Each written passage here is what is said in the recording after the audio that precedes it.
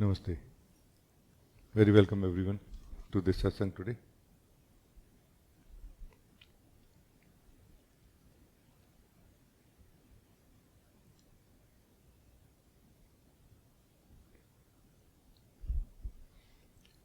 In one way or the other, it is highlighted that everybody is actually trying to live the truth or believing that we are living the truth.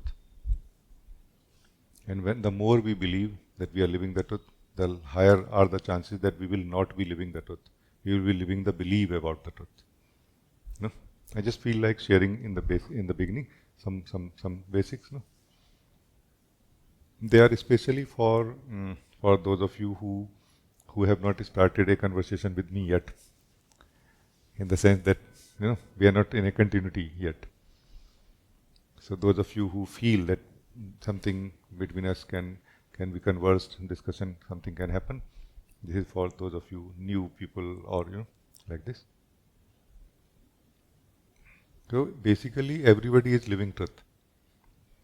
It is just about how purely we are living it. It's about how purely we are living it. When we are living the truth, do we have to go somewhere to live it? Do we have to become something else than who we are? No, we don't have to go anywhere, and we don't have to become anything else. But something still has to change in us. That something is that we are not noticing that somehow we are continuously looking at truth or living the truth through some state inside us, where there are emotions continuously flowing, feelings continuously flowing, and thoughts continuously flowing also. And any experience of the truth, which is, let's say, of the life event, life objects, life forms, that experience comes through these thoughts and feelings and emotions, and then it reaches to us. So we are not actually purely experiencing it, and that seems to be quite okay. So in this sense, there is no one who is not living the truth. It's just about the degree of purity of the truth. And I just want to show all of you a little bit that what it takes to live the truth purely. Like what will be required, what change will be required in us. And why we should live the truth purely, by the way. The reason is that when we are done enjoying the truth from our mixed state of thoughts and emotions and feelings, then we feel less aliveness in the experience of life, or experiencing truth, basically. Experience of life is nothing but experience of truth only. We feel less aliveness, we feel dullness in some way, that life is not so exciting anymore. And that is the time when we feel like changing something. And that change mostly may begin at the superficial level of changing our beliefs a little bit, changing our thinking patterns, way of looking a little bit, or a little bit detoxing emotions or feelings also, and which is all fine, really. This is how it happens to everybody. But at some point we feel that no, I need something much more fundamental, much more fast also. It is all taking long time. And that freshness is not quickly coming in my life, And I want that freshness now, And that is where you can say Satsang will help us, In Satsang, what happens? 2-3 things happen in Satsang in this context. One is that we taste the purity, first of all. We taste the freshness, first of all. And that kind of gives us a sort of you can say, a way to see how far we are from that purity, that freshness at the moment. Like where we are right now and where we want to be. That comparison becomes much more apparent and clear to us. That okay, this is what I want. Because nobody who came to Satsang says that I don't want this freshness. Everybody says, I want this freshness, I want this joy, I want this truth, I want this light. This is one thing in satsang that happens. We get to taste that purity, that freshness which we are searching for in our life. It also highlights that somehow what what is the difference in our state when we are in satsang, and what is the difference, what happens to our state, what change happens in our state when we are outside of satsang. It also gets highlighted. I'm using very simple language right now, not so much spiritual concepts, no. And then it is highlighted that in satsang I'm more passive in one sense, like a passively experiencing, not actively experiencing. Active in the sense that I'm not adding anything so much to the experience. I'm more letting the experience reach me as it is. And that basically is enabling me to live the purity, the freshness of life. And that becomes like a training, like a teaching to us in a way, internal teaching, like an insight that, hey, if I can experience life more from stillness or inactivity of my being, I actually can experience. And there are many other things also, by the way, in it. It's not just this much only. But the basic is like this. Like what I feel like sharing today, this is what is the basic, the fundamental today. No?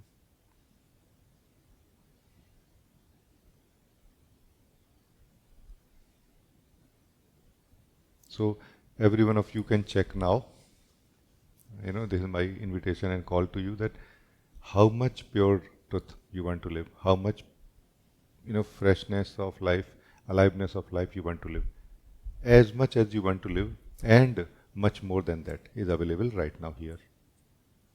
Like you want to live this much, let's say X amount of freshness, and much more, many time more than that is available here right now. So don't be conservative. You can desire right now, you can desire that, hey, I want to live aliveness in such a way, so much aliveness of life, that there is only aliveness of life and there is no sense of myself, the experiencer, separate from it. If you want to desire like this, it's totally fine. It is possible here right now.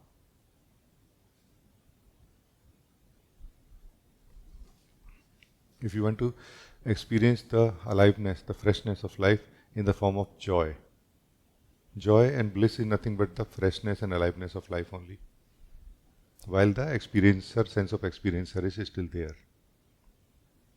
And you can desire like this also, that I remain as an experiencer who can, who has life and who can interact with life and do something, and can, experience joy also. If not all the time, but sometime. You can desire like this also.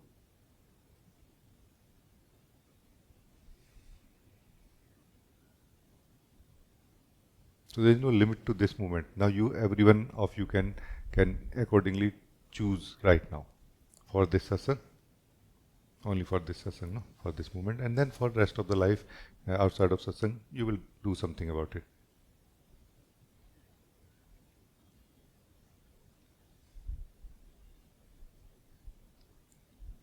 And based on whatever you have decided, the purity, the amount of the purity, the freshness of life, aliveness of life, that much you need to be here in the present. So being in the present is the key, and satsang is a support for it right now. Like there are some beings already being present here. They are already present here. They are already enjoying being here. They have already decided. Now rest of us can choose now. How much? Like how much freshness, aliveness we want to live, that much present we need to be here. Present here means what? Means not engaging with the mind. Not engaging with any thoughts, feelings or emotions which are connected to past. Also not engaging with anything which is connected to future. No?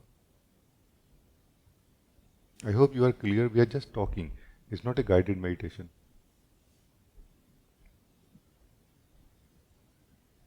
And is it difficult to be here? It is totally not difficult.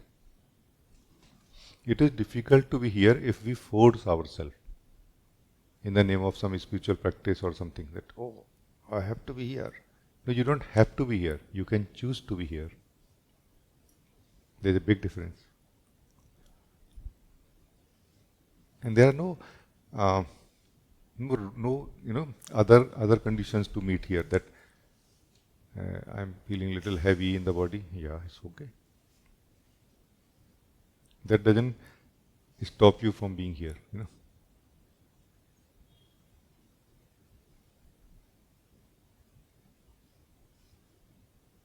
Only one thing that is stopped when we are here is that we cannot be engaged with the mind. And I know it's not a small thing. Because our engagement with the mind is what is our life actually, generally speaking, in the sense that the life story is being maintained in the mind, through the mind. Makes sense? It's totally fine. But how much to engage with that story right now is what we have to decide, no? That much freshness we can live.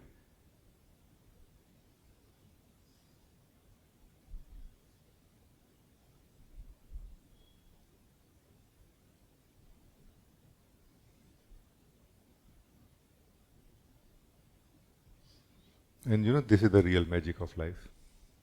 If you feel that it's not working for you, it's difficult for you to be present, then you can focus on your breath. Focus on your breath.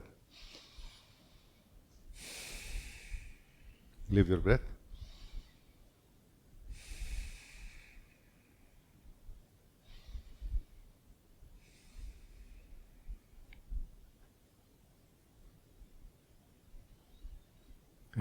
Focusing on the breath cannot give us any intellectual conclusions, any advancements in the mind level, or any understandings. It will just give us access to life as it is, truth as it is. Focusing on the breath, we get access to life as it is, truth as it is. At least we can taste it. If we are not ready to settle here yet, at least we can taste it right now, no?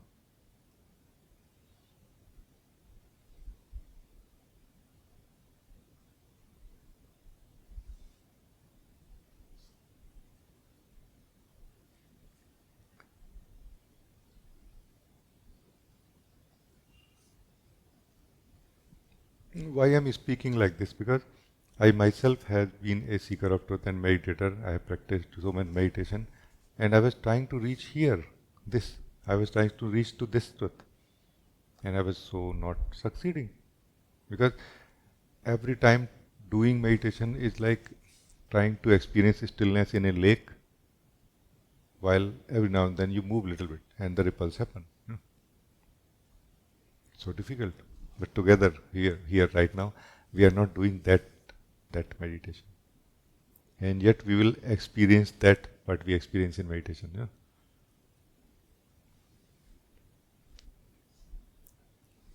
So what we are doing is right now we are living the truth in the way of the being, in the way of the self that we are. Together. No? Like we are learning how to just remain here in the present, taste the truth.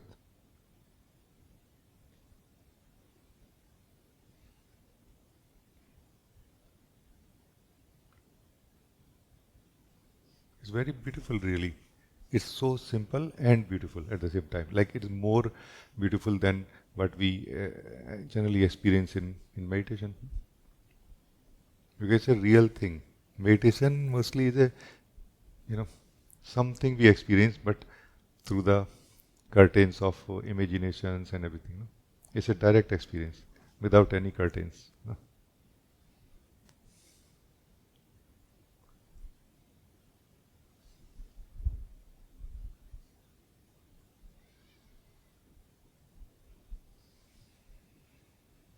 So good. Thank you. Just felt like sharing in the beginning. Deepa, you want to say something? Namaste, Rajee. Namaste. What a beautiful start to this satsang. Thank you. It's very nice, really. I also wanted to speak about breathing, and in my experience, the freshness is felt at a level where even you are surrounded with thousands of people and you are just focusing on your breath, you're not touched by anything. Like literally anything. You are just in yourself. And it was like magic that, okay, breathing is the only way where the pureness of energy travels inside your body. There's no mixing of energy that happens. And this is how, breathing was so underrated in my, mind prior to this. And this is beyond words. Can you say more about breathing? Yes.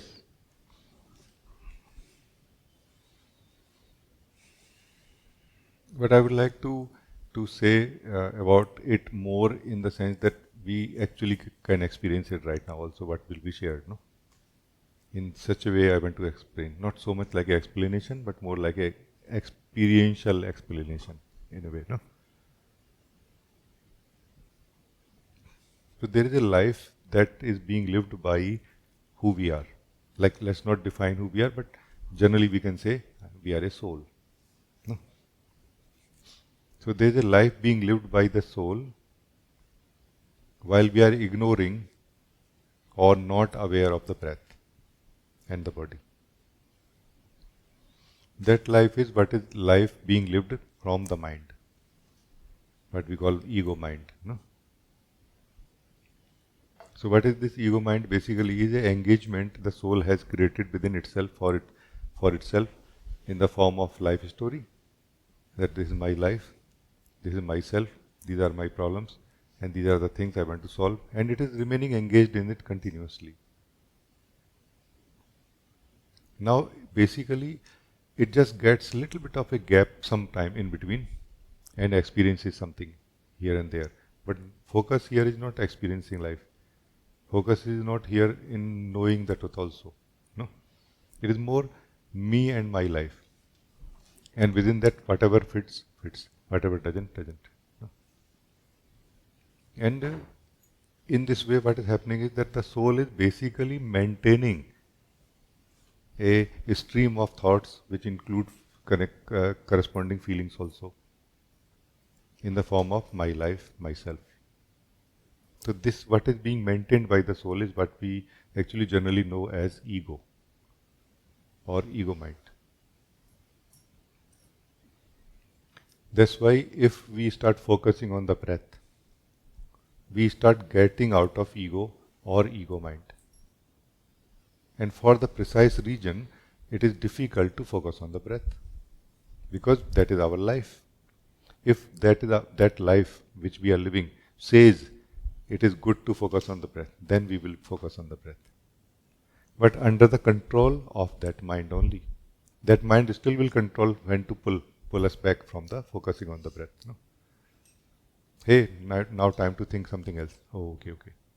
Then we cannot focus on the breath now. No?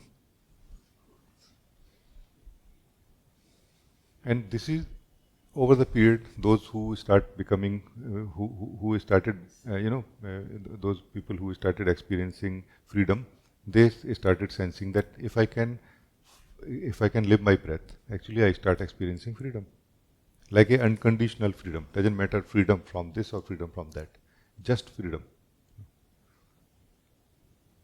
And then in this case, what will happen? Let's say if we continue focusing on the breath in one way or the other, what will happen is that it was you, the soul only, living before. It will still be the soul only, you who will be living the life. But now you will be taking help of the mind only when necessary in the practical life, not for deciding which color of the car or the mobile phone or the watch or anything you want, or which is nice, chocolate or cake for you, or No, that you will feel somehow like a excitement of living life in the moment. That because every choice basically is not really a choice as much as it is a meeting with life. Like it joyfully, you know, whatever I choose, I'm going to be happy anyway. So a new life begins now from the soul, using the mind also, but using the mind, not being used by the mind, in a way. No? And in one sense, even in the ego state, we are not being used by the mind. Still, we are using it only. No? But mostly, we may say in the beginning that I don't know why I am thinking so much. No, we do know really. As if there is a superficial level of declaration or awareness in the mind where we can say, I don't know why I'm thinking so much. But there's a deeper awareness also from where we can say that, no, I know why I'm thinking. No? That's the reason, for example, when I say that if you can focus on what is the goal of seeking, what are you seeking in your life, it can unlock so many things in you. It can make you visible, make many things visible to you. That, hey, why I'm continuously engaged with mind. So, on this background, living the breathing. You are very right. Living the breathing basically is living the pure energy. Because breath is trying to give us pure energy.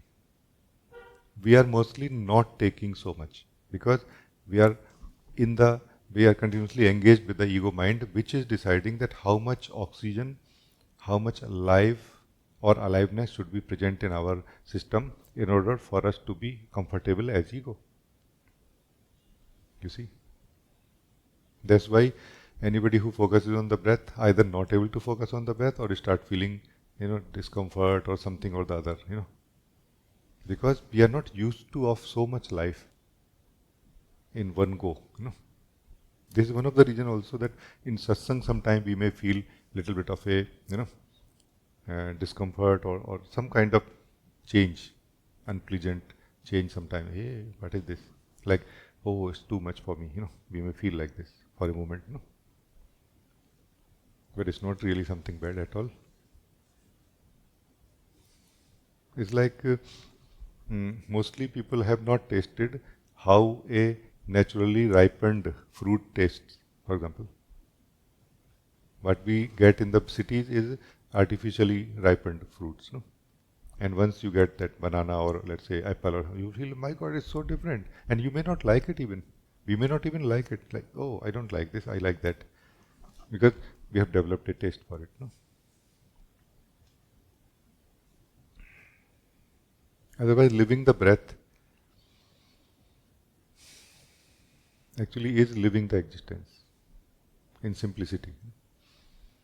The more we live the existence, the more aliveness we get from existence into this form in which the breath is coming. No? So this incoming breath is life coming in.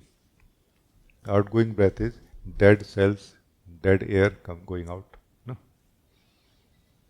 So somebody can actually just learn how to breathe in and out well. And that will solve all the problem that we are trying to solve in a way, in the spiritual context. No?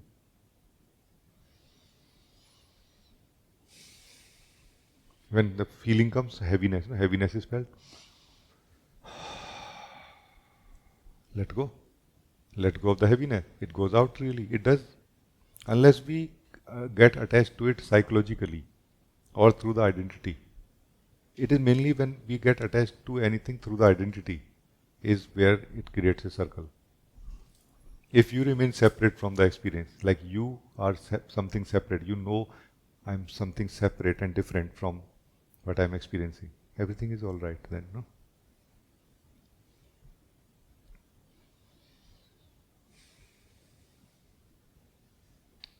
So in this picture, we are sitting here breathing, letting the outgoing breath take away all the garbage, energies, dead cells, mm, you know, stale energy, stale breath or dead air. No? and incoming breath, bringing in the more life and more life like this. What is your self-definition? Who are you here? Actually, you cannot define yourself here. And are we okay that I cannot define myself here, but the joy is so deeply experienced here. The life never felt so alive. My body never felt so alive. Are we okay with this? If we are okay with this, we are ready for truth. And chances are that we are not okay with this also, and which is okay, by the way. In the beginning, it's fine. Because we are taking ourselves to be something other than what we are. Here, when we are living the breath, we are actually what we are, truly. We are getting chance to live the truth of who we are here. Our true nature is being lived here when we are focusing on the breath, living the breath, not focusing. And chances are that we will not be able to live here for a long time. Like that belief of who we are will try to pull us again and again. That okay, what is the point? Okay, 15 minutes, 5 minutes, 10 minutes is okay. Now let's go back to the normal state. What is your normal state? Our ego state generally is our normal state. And that normal state is deciding when to wake up, how much to wake up, when to live the truth and how much to live the truth, how much freshness to live, whether to focus on breathing or not. And that's the main reason that I say that at that level of ego state, our best friend is true clarity. True clarity is our best friend. Because it will somehow show us that how much time is being wasted by those processes and emotionality and uh, personal outlook towards life. Like we are just maintaining one single thing, being a person, and we are losing everything else. We are losing the ability to live life, you know, like possibility of living the joy and the aliveness, and through this clarity, we will become much more available to life also. That hey, I can just enjoy breathing in and out without knowing who I am, like a spiritual attainment is not there, without being certain whether I am living as a person or not, or without fear that I will not be able to live as a person after that. No? We feel yeah, it's all right. Like clarity gives us strength that we naturally have. It gives us back that strength that we naturally have. Otherwise, we are afraid always. We are afraid because of confusion, afraid of the truth, afraid of living the breathing, for example. I don't know what will happen if I live the breathing for a longer time. No? So that refinement of our understanding towards life, towards everything, basically, while we are in the ego state, in the mind state, is what is true clarity. It will help us. No? It will sort out things in a way. Right now, things are in like different threads, entangled, and now they are threaded more, categorized, nicely placed, wiring, and cable management. When necessary, only that gets activated. Not everything activated all the time. No? Right now, all the streams of mind are activated all the time. You see? It should not be like this. No?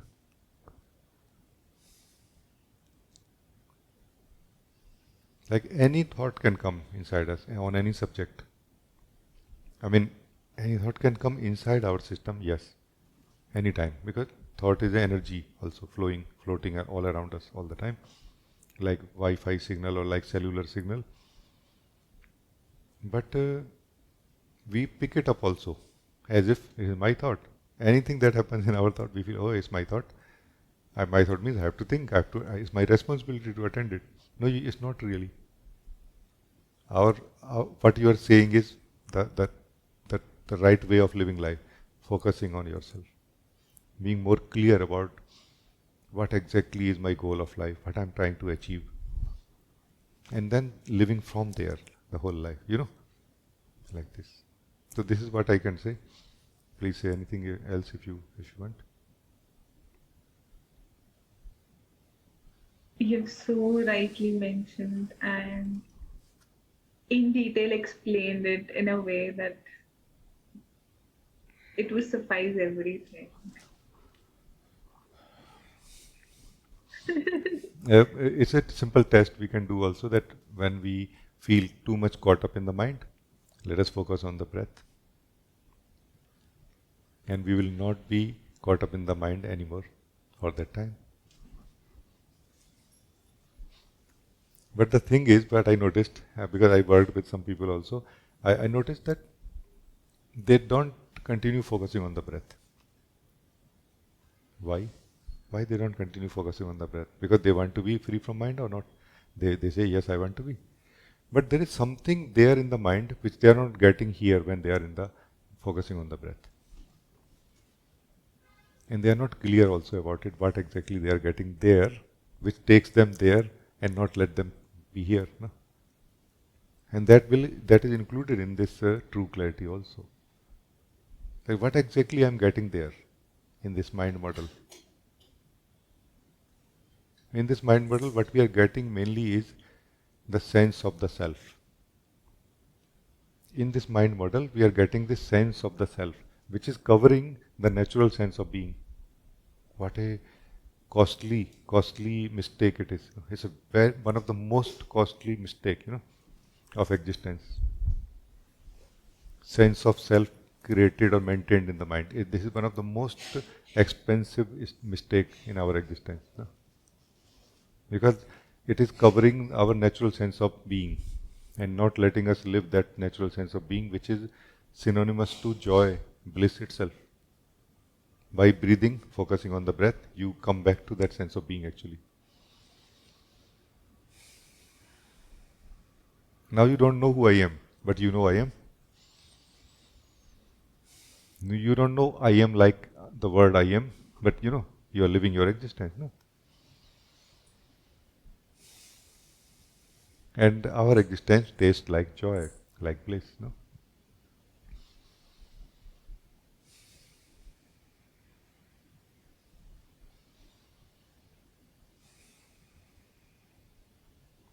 So there are some people, I found, so there are some people who fall in love with the truth of who we are, the sense of being, immediately or very soon. No? That we just don't look back at the mind after that. Or we look back at the mind very less. Because we know there is not really much there. Like my life was not heaven anyway there. Meaning basically it was like hell. Hell anyway. No? So, sorry, I don't want any. Like, it's like a beggar who just suddenly, hits a jackpot. And will not turn back now towards his small hut and begging bowl and rugs and all that torn, dirty clothes. Just simply walk away from there. Is there anything you would like to pick from there? Sorry, nothing. Like this. So there are some people like this. But very few actually, surprisingly. It basically means that's from where I came to this true clarity. It basically means that we are not still really clear about what we are getting in that state of beggar as a person, as a ego. That's why even when the jackpot, the truth, the nectar is given to us, we are not able to walk away from that ego completely. We go back there. Not that we pick up things from there. We go back there. We stay there. That is our home. And true clarity can kind of make it clear to us. And I feel totally fine that if you feel I just want to taste the truth a little bit. However, I want to continue remaining there. It's totally fine. No? Our spiritual problems are not really how much we are achieving. It is that we are really not clear what is our struggle. Spiritual problems are mainly confusions, and most of them can be covered by true clarity. But in a fundamental sense, not by continue discussing. True clarity is not about discussion between me and you. No? It's about discussion between you and you. A better, more refined discussion between you and you. What do I really want? Why I am not able to focus on my breath right now, for example? And this is my declaration. Anybody, if you can live your breath right now, you will be able to live your being right now. And you will be able to experience joy right now. No?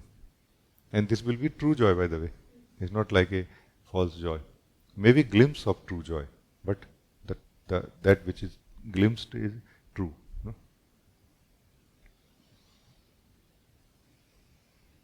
It was very good. Ji. Thank you, thank you.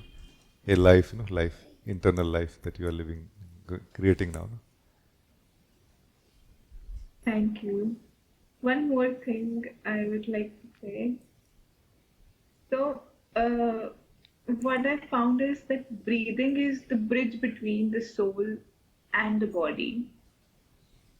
And breathing is not just holding the body, but it is holding the soul inside the body. It's like gravity. Yes, nice, no? So, yeah, I moved to Delhi recently and I was traveling in metro and there were a lot of people around me. Then I said, okay, there will be a lot of mixing of energies. Then, you told me, like in our prior conversations, focus on your breathing. I just started focusing. And to my surprise, I was I was in a different state altogether. It was just like I am meditating in real time without even closing my eyes. And and I know what is happening around me, but I am not, mixed with anything around me. Even if people are touching me and going, it was magical. It was definitely magical. How nice, how nice, no? I was always fascinated by this challenge that when we are in the marketplace and let us see, can we meditate? No, I always was fascinated by this, and we succeeded very nicely in so many places, so many times also together, like in the group also. No? Yeah, very good. It's a very good report. Just remember to not create an image out of it for the next time. Just keep the memory of it and in the sense of functional knowledge, information about it, and apply freshly next time again. Let there be fresh challenges. It's totally fine. That's how a soul grows or wakes up. Yeah, this is very good. It's like now I'm not worried about challenges. I just want to face them. More open to facing my fears so that I can work on it. We don't need to work on fears actually. We only need to face them. Not through working, like not through doing those things. We just meet them inside and they just don't remain anymore inside us. Then, if you want to do related activity, it's okay. Don't want to do, also okay. You are free from fear now. Fear basically means it's a taste of what we call fear because of our absence. Like it is coming from our absence. It can be removed by our presence there in that area or space of our part of our being that there. If we can be present there, like you will enter into that space from one door and the fear will go out from another door at the same time. So you are never going to meet the fear. You see? Fear is a taste that happens in darkness and you are the light. As you enter, it gets out. Light never meets darkness actually. So this is a different thing. What we are calling facing the fear and doing something, working on, also okay. It's a more happening from the mixed state of the soul, what we call person state. This is okay, but this is something different. What I'm talking about is understanding of the fear, where it was coming from, how it started within the system, and then yes, you are right in saying that it automatically goes away. Uh, or, or, or you can just focus on the breath and live your being little more, and then little more. Like the fear is there, oh, little more I need to live. Then little fear is still there, oh, little more I need to live. Do you see what I'm saying?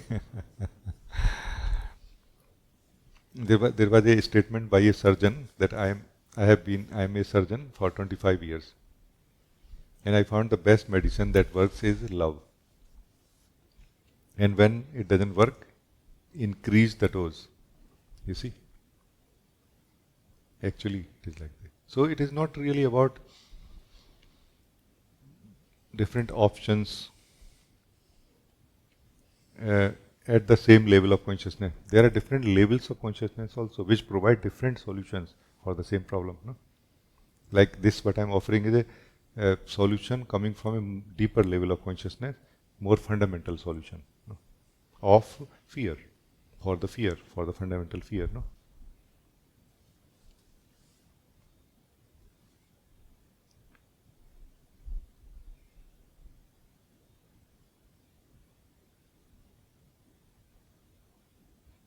Our fundamental fear is fear of meeting the existence. First of all, meeting our own existence. This is the core of all of our fears. I'm not including the fear of cockroach and lizards and like this, not those fears. I'm talking about fundamental fear. No? We are afraid of meeting ourselves inside us. No? It's like this. Anybody who has met themselves inside, they experienced freedom from lot of fears continuously and suddenly also. They became so, like they experienced something very strange. Like they said that in place of fear, I have something else, as if I can trust life. They said like this. I can trust life. I can trust existence. They said like this, and that's from where actually the understanding of trust comes. That this is what is truly trust. That you don't really know what you are trusting, but it is more something being experienced in the absence of fear, which fear generally invites us to be prepared and to look deeply and to what to do, what not to do, confusion and worries and everything. And no, in absence of that, there is something like a oneness with existence, oneness with life, and it's kind of guiding in a way.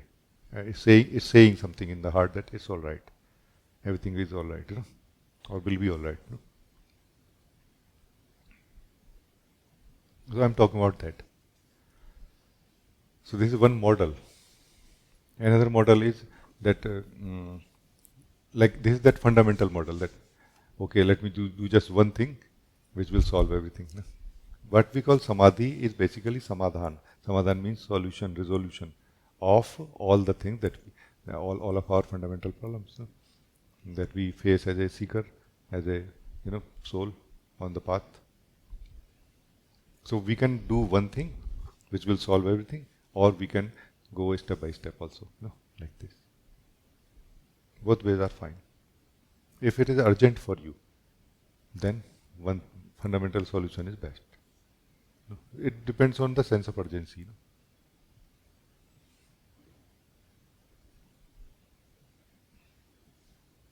Because why in the first place you are not happy with the fear? It is after all a experience only, What's wrong in that? Really, you are the soul, you know what is wrong in that.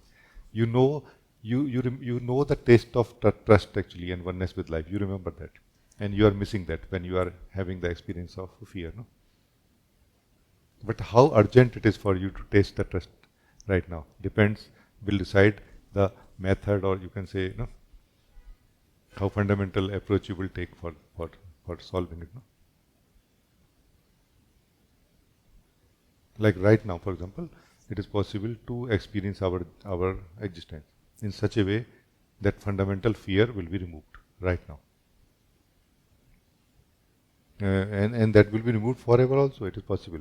Or maybe not forever, just we will experience again, it depends on you, basically, that focusing on the breath or being in the present or remaining in satsang right now, will it become a meeting with the truth in such a way that it will become like a merging with the truth also, truth of your own being, truth of your own self, or it will be just a touch and go, a experience very beautifully happened and then back to how we were before. So these are the factors which are playing here, which are deciding that what kind of approach we will take, and all approaches are fine as long as we are happy. No? So thank you. It's good, no? Yes, definitely. So, yeah, the trust part is built on its own. It's like when things are shown to you, you just trust the process. You, because the earlier model for me was creating more suffering, creating havoc. Like, I was not at all doing things the right way. Now, I am taking a step back and letting things happen and just taking it as life is coming. Now I am not even, worried about or taking control of life in a way where I want to know anything. I don't want to. I just want to witness it and just keep going, kind of a thing. So beautiful. It's so beautiful, actually. Like what you're saying is a very fundamentally beautiful, state of being. No? You would notice here that you are sounding much more contented, much more confident in a way also, in one sense, like in the sense of trust. But you're not really giving so much details, and as if you don't want even so much details anymore. Such a different state it is.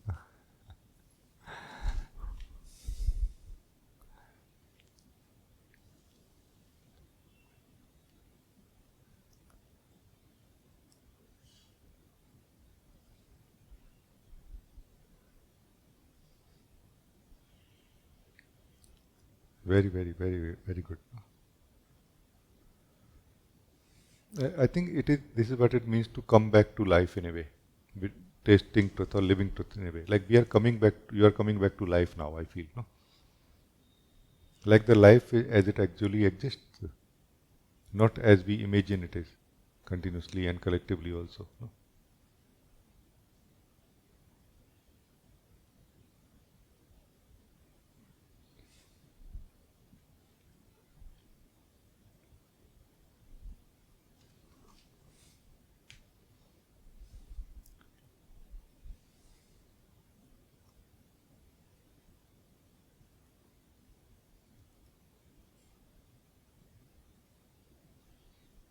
So good, good. Thank you, thank you. Thank you so much. Thank you. Thank you so much for being there. Thank you. Thank you. uh, it's an inspiration in me to facilitate or kind of support beings like you. It's an internal inspiration and joy, is delivered to my heart when you succeed, no? Or when we together, succeed in a way. So thank you. I get my reward, no, like this. Thank you, thank This journey would have been incomplete without you, definitely. you. It's very, very good. Let us come back to the mainstream first. We have been not in the mainstream of life, for a long, long time. No? Then from here, higher truth will be revealed also. Higher possibilities, like how we have no idea about our own possibilities, how much possibilities we have, in our life. We are just looking at everything from the from the from the lens of person. Can I influence other persons? You know, can I be free from the influence of other persons? Just person in every way. All the talk, everything about person. Me, person, other person. You person. It's never about just myself. And life and possibilities. And now we are coming like this. Thank you. It's good.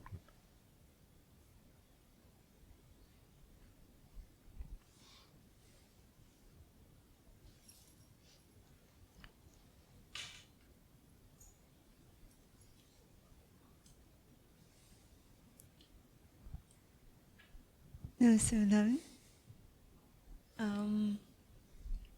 Thank you for such an alive and tasty talk. Thank you. So you know what?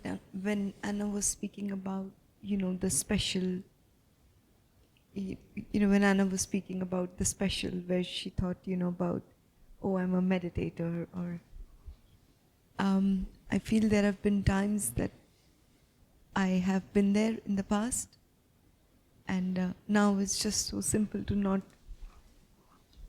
I'm like, I just want to be invisible. Don't look at me. Don't look at me. Don't look at me. I want to be invisible and Don't look at me. don't forget me. Don't look at me. Don't look at me. And I want to be invisible. Don't look at me. This is not so clear to me. Like, what is the relation of this with the other thing that you said? because I it was somewhere, it was also a very subtle protection mechanism, and then righteousness, that and I'm not talking about the present. I'm sorry to touch the past. That's what I was confused about. That Yeah, it doesn't because look when like Anna, your present. yeah, when Anna was talking, I could, I just wanted to bring it to you, and now it has, somehow, this feeling of protecting myself, that you will come and harm me, it's not so much, it's. I feel anyone can only harm me when I'm giving them permission, and we spoke about it, in the Satsang. I just want to, look at this when you are sharing the truth 100% alive now. Just a little more clarity on, postponement, or, this feeling of something is lacking in me, and maybe that's why I'm not able to do it. It's happening to others, but not to me. Oh, because I feel these states, they are not my present state at the moment. But I just felt, that I have been there. And sometimes if, when the vigilance or the discipline is a little light, then it can creep in, and I do not want to give another opportunity to that, to the mind which I'm giving permission to, to creep in again. So if you can just clarify it, like really shine your light on it. It's very good actually. Already your expression is showing that maturity, and that out of that maturity, and that vigilance has come now. Maturity is like where you have gone wrong and you became aware that how you went wrong. So that has given you the gift of awareness and vigilance now. Maturity also, that okay, I will not go wrong now. And yet, because of your interest in truth, you want to safeguard yourself from any unknown blind spots possible here. No, it's very, very wise of you. No, and the best safeguard is to drink the nectar as much as you can, because by drinking the nectar, or living the truth, we start remembering who we are more and more. Remembering in the sense of there's a wisdom in the soul, where soul knows who or what I am, what life is, what truth is, what my Lord is also, my source is also. No, it knows these things internally, without mind, without thinking, without feeling. So that wisdom start waking up as we drink the nectar of our own being. No? So this is the best option or safeguard here. Another safeguard is remaining present where we are. And that will basically eliminate most of the possibilities of ego creeping in, because ego basically is always connected to the past or the future, mainly past.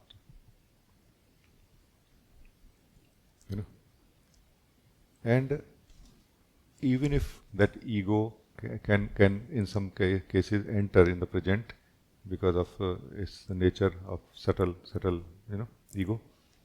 If you can practice totality, samagrata, in the present, it is like a double safeguard. Ego can never be total or samagra in anything. Ego is that state where we are not total. So if we try to be total in what we are doing and continuously so in the whole day, we are actually safeguarding ourselves from ego also. Like doing when doing and not doing when not to doing. Also remember this. Both are the two ends of the same thing called totality or samagrata. So do when you do fully, but also do not do that thing which you just now did after doing it. If you do that thing after doing it, that is what is mind. Think that time. Yeah. What I mean is that if let's say you have to plan for future, it is not something that you are really traveling that time. So I don't mean that you should think only when you have to go, that day you book ticket and all. No. Thinking about future planning will be a task. Now think well. That time don't travel. No? Because mostly we visualize, emotionally try to live also. Hey, I will go there and I'll feel like this. That is not going to help you in planning your journey. It is only going to take away that some ability, neutral capacity of thinking and planning. No? You see? So basically there is a certain refinement that happens here, like a proper distribution of our energy, which just start refining itself more and more as we are more present, as we are more total. That what is appropriate to be done right now on this topic, for this task. That appropriateness starts coming also.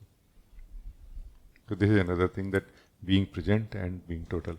This will safeguard you. No? Because when you have done well what you have done, you can relax well also in your being without doing anything about anything now. And that is what is living the truth of who we are, the nectar of our own being. Not doing anything, just being is what is the way to live the nectar of our own being, isn't it? Like this. So this is what I feel is the safeguard. Because you should do the work that you do and you should be done with it. No? If you are not done with it, you have created a future for you now. You have created a mind for you now. You have created a world for you now. We live in that world which we create. What is the, what we call the effect of karma? Basically is connected to unfinished business, mainly. No? If it is balanced, it's finished. No? So let us live in such a way that everything is burnt fully in the moment. Memory will remain in the mind. Memory of all the trainings that we have had so far, experiences, spiritual and non-spiritual, particularly practical life. Body will have memory also, everything is fine. No? But burning like a flame now, no? You see? Burning like a flame. Like totally doing what we are doing and then be done with that. Not talking about it,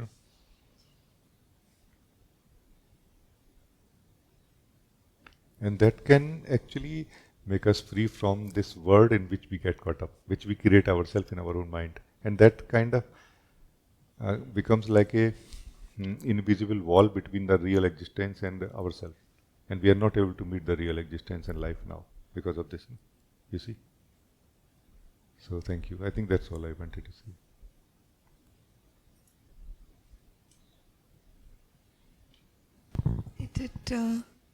It totally, it hits home. And what I feel, was a gift from you when in the past 2 retreats, and it's going to happen again, that I never knew before, as in, you've been talking to me about clarity for so long, and it never hit home, and just, now it is just, it's still an unfolding, this clarity, and it is saving so much time to sit in joy, and knowing, I'm like, I I don't know, but I so look forward to the retreat. I'm so excited and I'm so happy to meet you again there.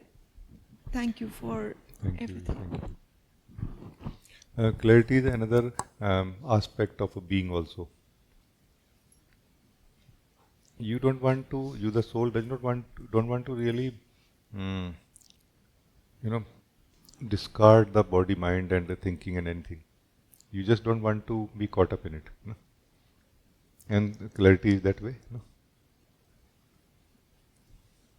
That you are clear that how much to be done right now, what to do right now, what not to do right now,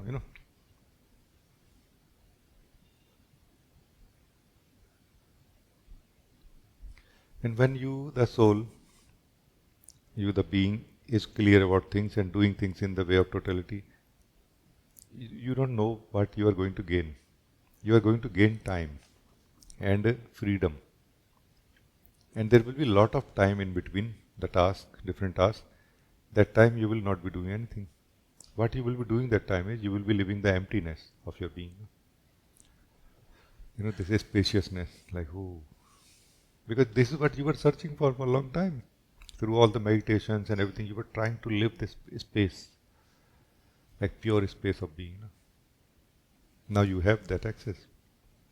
Now you know that how important it is to be total and to be done with what I'm doing. Then and there. No lingering, no unfinished things, no? You see? Because I want to be free for emptiness, for truth, for being, no? Because it is the most beautiful thing. Now, this living of the truth, emptiness of your own being becomes your main focus area, no? Primary focus. Everything is secondary, just supporting, no? Right there.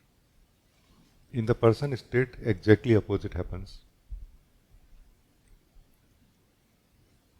Person state is where we do everything in between. But the background is maintaining being a person continuously. Continuously we are maintaining being a person. Like we do the exact same thing in the sense that we try to finish the task as much as we can, as soon as we can, so that we can go back. We can go back and live. We go back where and we live what? We go back in the ego state and we live the ego state. No? We live being a ego that time. No? This is what we do. And the opposite of it is we go back to the being when you are total and we live the being, the nectar of being. You see the difference? And this model that we go back to the being after being total in what we are doing gives us freedom from the task that we were doing, enables us to complete the task also in a true sense, in the multi-dimensional sense also, not just finishing the work. No? So very physically, mentally, emotionally also you can finish the work, no? Totally like this. And yet you are free now, you see. So it's just about understanding that this model of person is really not a right model to live life, no? You see, it's just about that and getting out of it. So thank you, it's good, thank you.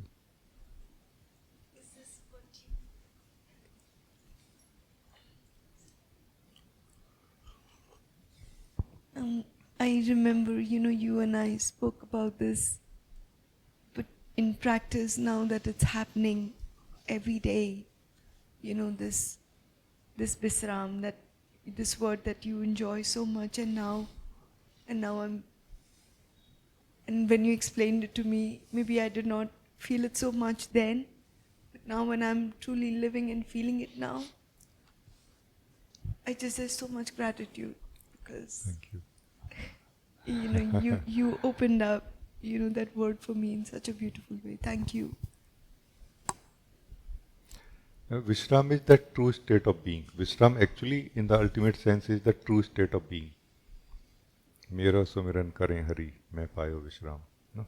Meaning my Lord is taking care of me now and I have come to Vishram, to relax in my being now. So this is also Vishram. This is also Vishram. It is such a Vishram, such a relaxed state of being, where the sense of being a separate being also start merging with the sense of being only. Now the sense of being remains, and the sense of being also includes the oneness of being. It is one being. No? So this is what you get in Vishram. The higher evolution, you can say, or awakening of the soul happens in what we call meditation, just being. No? Soul discovers its truth, and then it grows in a way, like a advances in a way, like it knows that even the sense of I am is not ultimate truth of who I am. No? It knows something beyond it now, like this. So this Vishram is something most valuable, and that can be achieved through totality, through being present only, not otherwise. You see? So the soul has to adopt its way of doing so that it can sit without doing anything in its own way also. Meditation is the way of the soul to sit and not do anything. No? You see? So thank you, I think it's very good.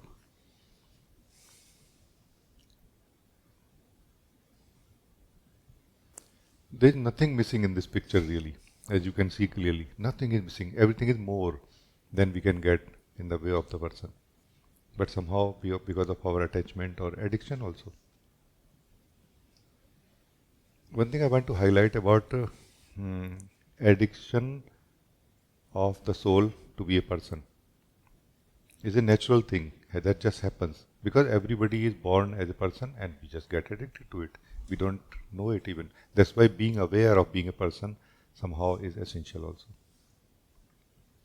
The awareness helps a lot here because what happens in this case is that we don't move from one task to another in the day. We move from one break to another break. In that break, we taste the person because that taste of person is wearing off. So we want another shot, like a coffee shot, no? You see? And one way or the other, soul creates that opportunity in some way, circumstance or state inside us that we are able to become personal, emotionally particularly. No? Also, you see. If we can see the person or the ego state as the addiction of the soul, that will be much easier to solve, to understand and to do what is necessary. No? That's why living the truth, tasting the nectar of our own being, feels so difficult also, and we are not willing to taste it also many times. Like we want to, but we don't want to also. Like we want to little bit, but not so much.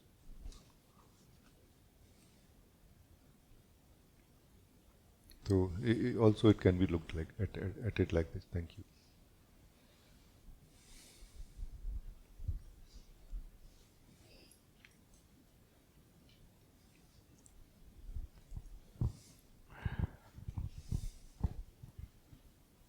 So when you were saying that it can be like not moving, like stillness in the lake, and little ripple, and then it gets disturbed.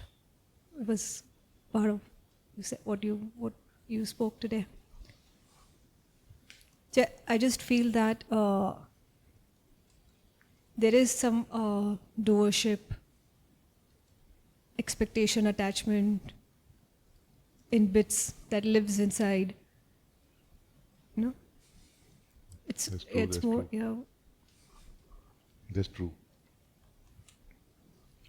More It to is- do with the success in life. Eh? More to do with the success in life. Yes, yes. This is true. This is true. So what is the question, or you are just sharing? I'm just sharing, yeah, and seeing if checking if you can say, And checking? checking if you can say something. Uh, Let us not look at sense of ownership as something bad, because it is not really. Fundamentally, the sense of ownership is part of the plan of a life. No? Initially, it will feel itself. The soul want to feel itself as the owner, person, body, mind. No, like this. That's why it is happening in bulk. No. So I don't see it as a mistake of existence.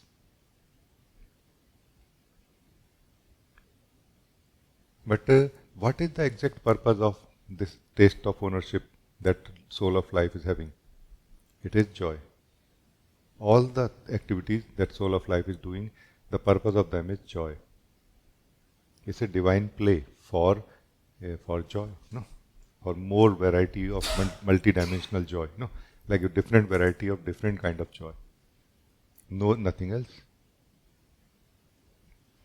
So, when the sense of ownership becomes the cause of suffering, cause of not being able to be joyful, that time the degree of sense of ownership has to be decreased now. This is what actually happens, either suddenly or gradually. The sense of ownership is decreasing and the sense of being is increasing, because it is exactly the same proportion. The more sense of ownership inside, the less sense of being is felt. The less sense of ownership, the more sense of being is felt. When there is no sense of ownership, full sense of being is felt in everything that we do now. Like it's just not hidden anymore. The sense of being is natural for you now. Because these are the two states of the same possibility, same being in every form. Either a person, like owner, or the gens, the being. No? So this is that thing. So when things have become bitter, that is what we should notice.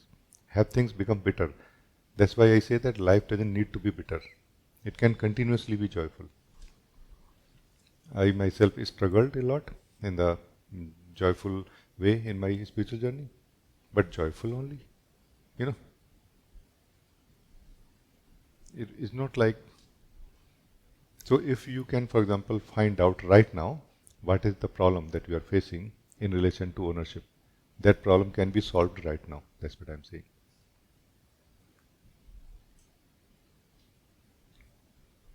I feel whenever the suffering starts, the sense of ownership can reduce.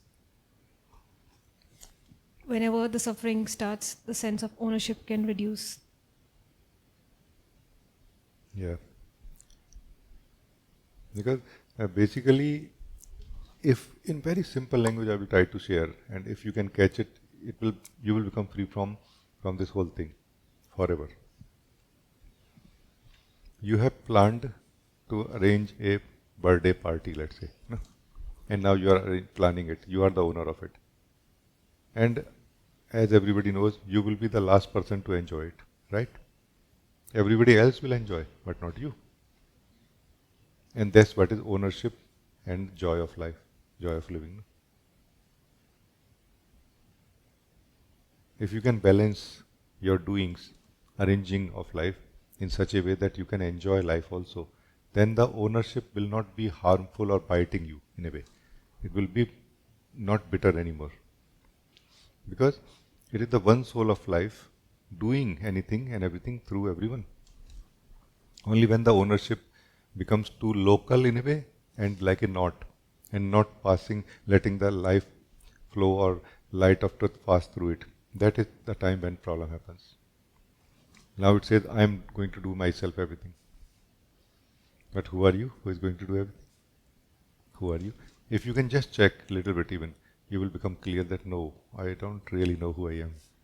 And it's a very good thing to know that I don't know who I am. You know? Yeah, just in the example that you gave, what's the joy in being the last one to enjoy in the party?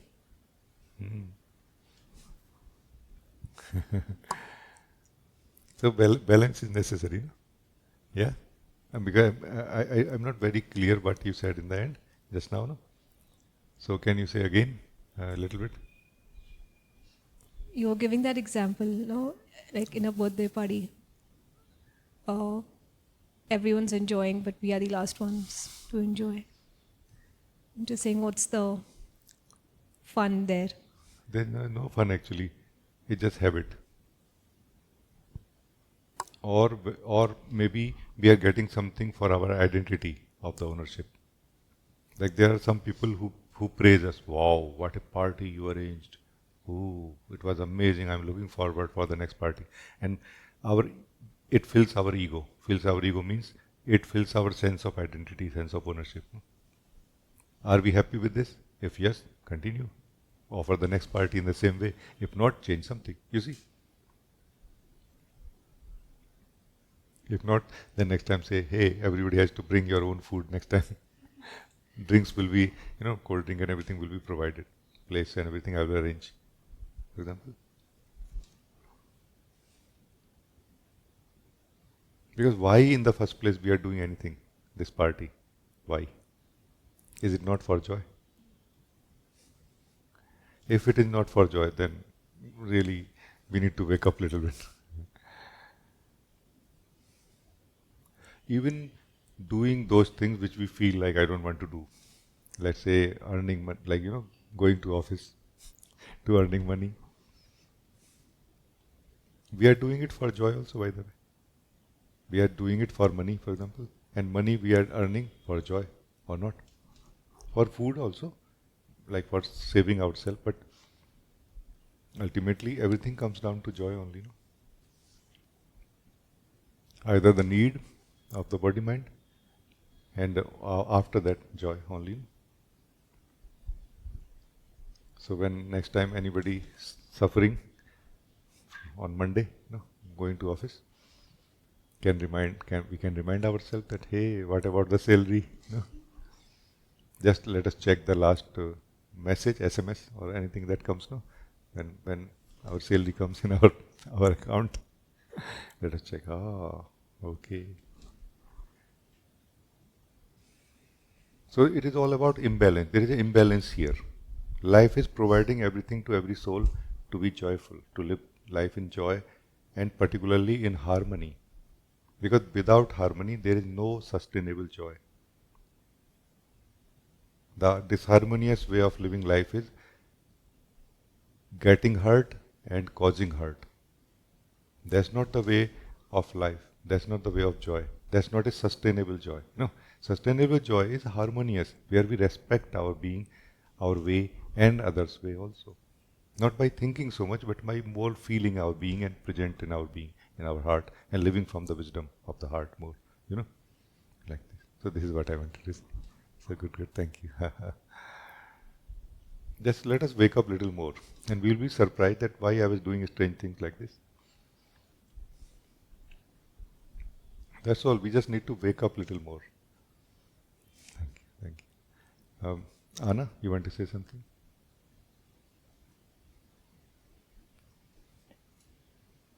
Thank you for beautiful alive satsang.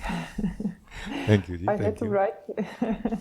I had to write things down because there were like so many burning things that I wanted to speak to you about, but it all kind of comes down to because when you were speaking to Deepa and actually throughout the whole satsang, you are speaking only about one thing, and what is taking us out of that, or out of being the soul. And I was observing, and I could see a few things. So I wanted to ask you.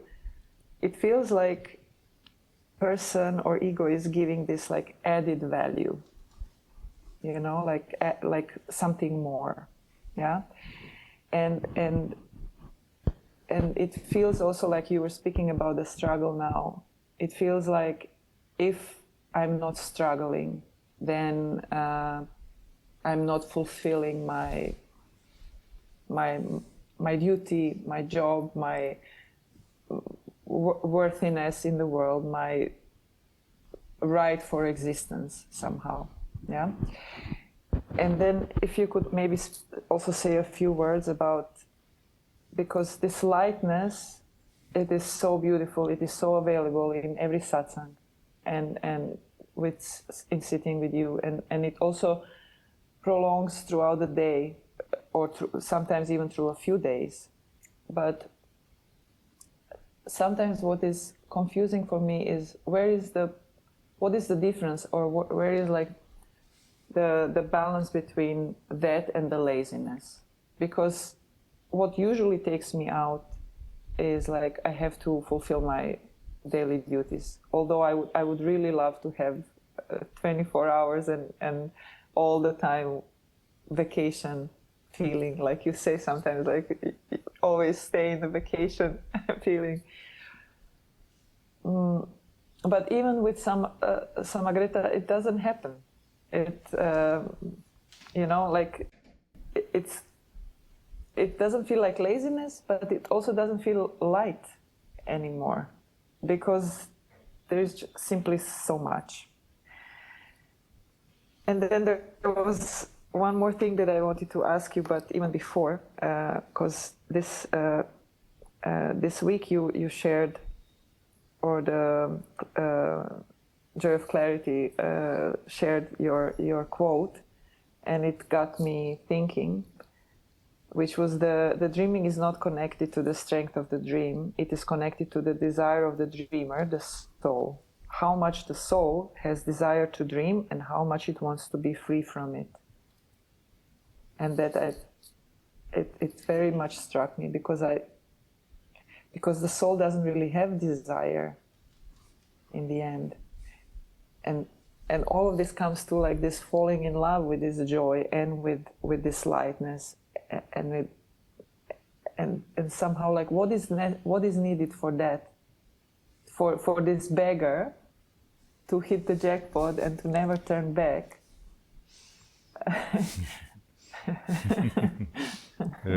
Clarity is needed. No? Clarity is needed.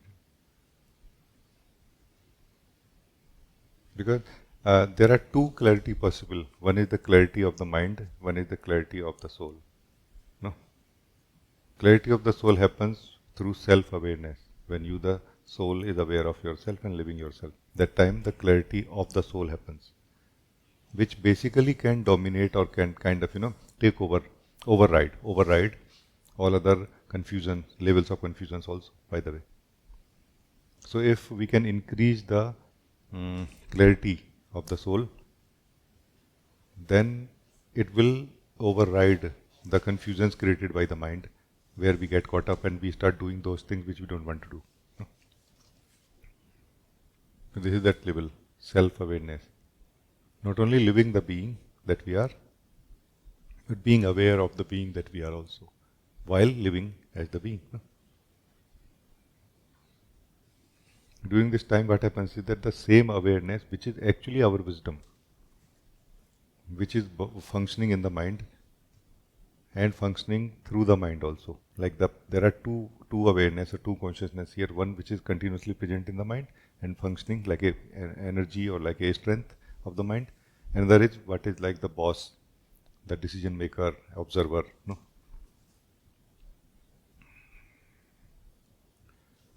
And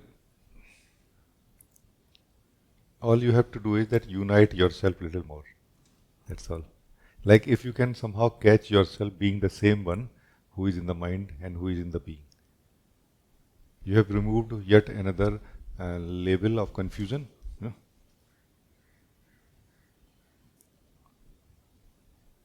You see what I'm saying? Like awakening actually is a literal thing, almost like a literal thing. Remember, please open up for it. That it means I'm not able to sense the dreaming that is happening in me, in which I am caught up. Allow yourself to accept it, so that you can wake up. No?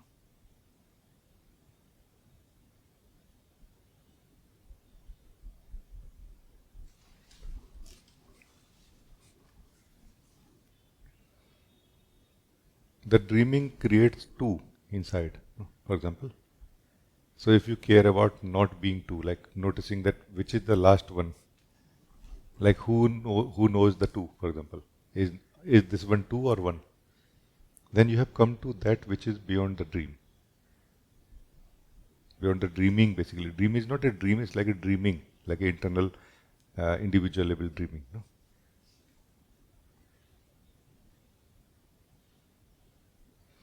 So if you can mix your awakening with your dream will become less dream or less dreamy, like a less strong dream, and your awakening will become less bright also, but more realistic. Do you see what I'm saying? Right now we are seeing awakening as a escape from the dream. It's not necessary for that. Which is okay for the time being. It's okay. No? That is what is process of neti, that we just exclude the dream completely and focus on the dreamer, and so that the dreamer can wake up. But at some point the dream will be included, no? Meaning body mind will be included, no?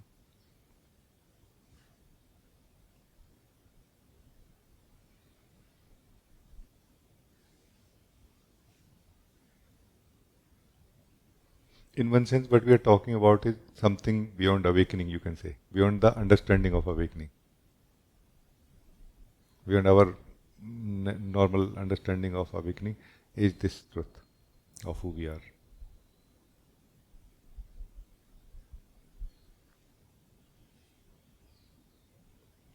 Like, there is no need for you to watch your mind, thoughts, feelings, or anything that is going on inside you. Just watch yourself. Where do you go? What do you do? Just one single thing. Watch yourself, not your thoughts, not your feelings, not your actions, but watch yourself. What do you do? Where do you go? You know, and that will bring that what you are asking for.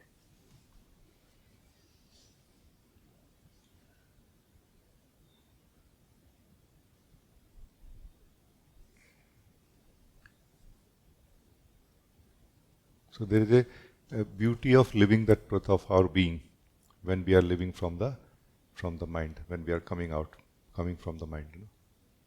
And there is a higher beauty of living the truth of our own being, which is out from outside of the mind now.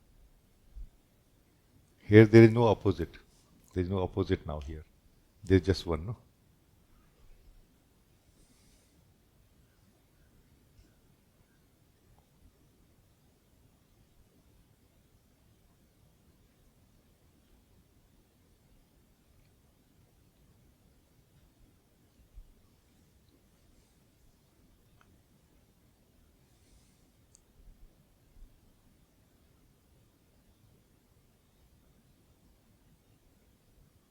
When you stop talking, then what happens to what you've spoken? And what happens to you? Talking is like action, okay? Then what happens to you? Where do we go?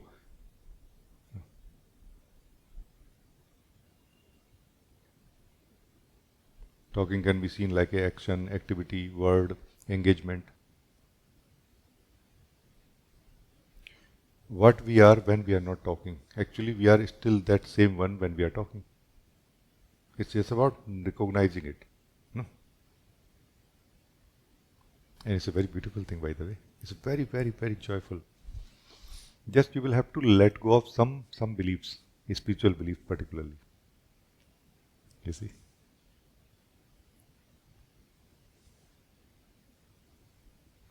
So it is the spiritual beliefs which are holding us anyway. And not letting us go in that depth or clarity of our own being where we want to come. Please understand, let us understand that the purity of our own being is absolutely available, like absolute purity of our own being is available to everyone immediately all the time. You know, so truth is available to everyone equally all the time. It is never hidden anywhere. We are in some way not able to meet it, and we should do something about it, and which you are asking.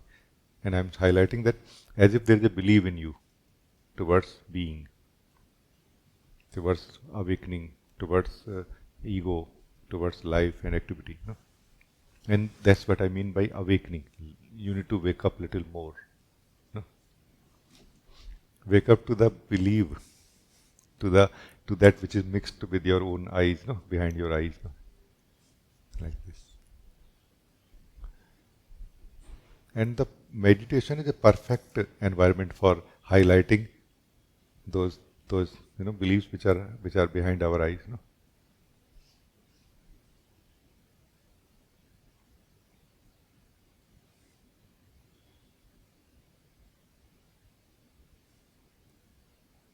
Like as if you, the soul, is still want to become the soul and don't want to live that which you are without becoming anything. No. Because that doesn't look like a achievement of my spiritual journey. Like just this much. No, it appears to be like this in the beginning only. Like what I'm trying to say is that even if it appears to be ordinary, taste the truth of your being.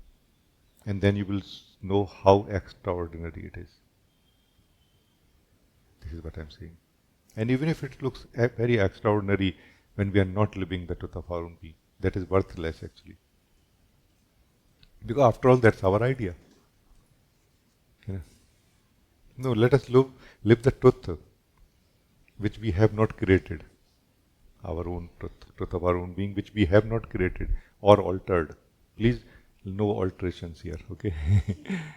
Let us live the pure, without altering anything here. No? Like this. Do you follow what I'm saying? Are you able to live a little bit?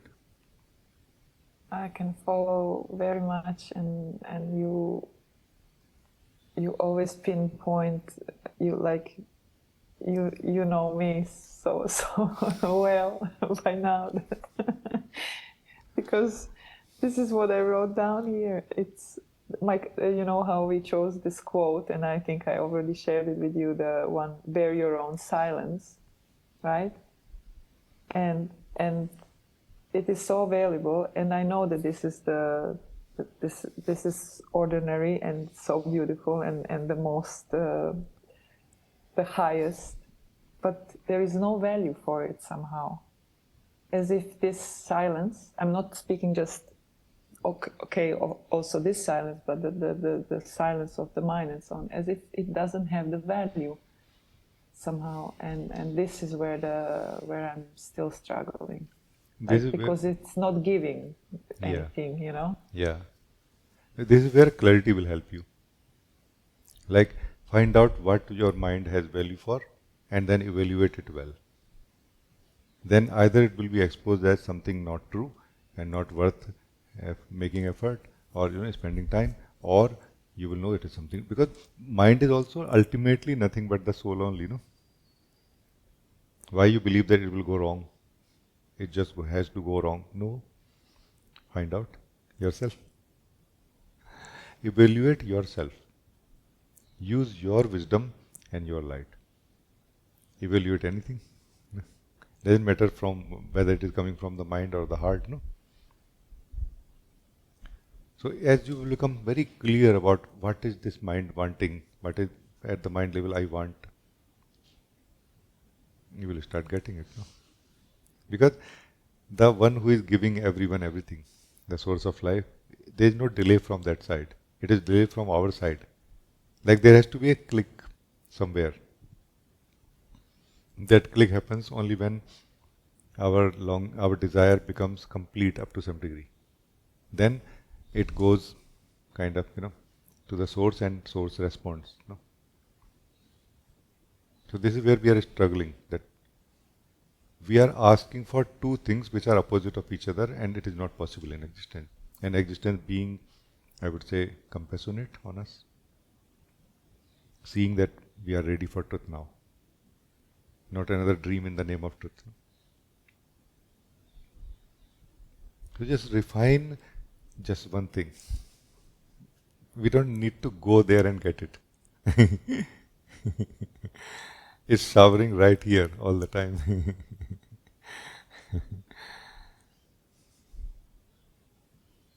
We just need to have eyes to see this, the most valuable, most valuable.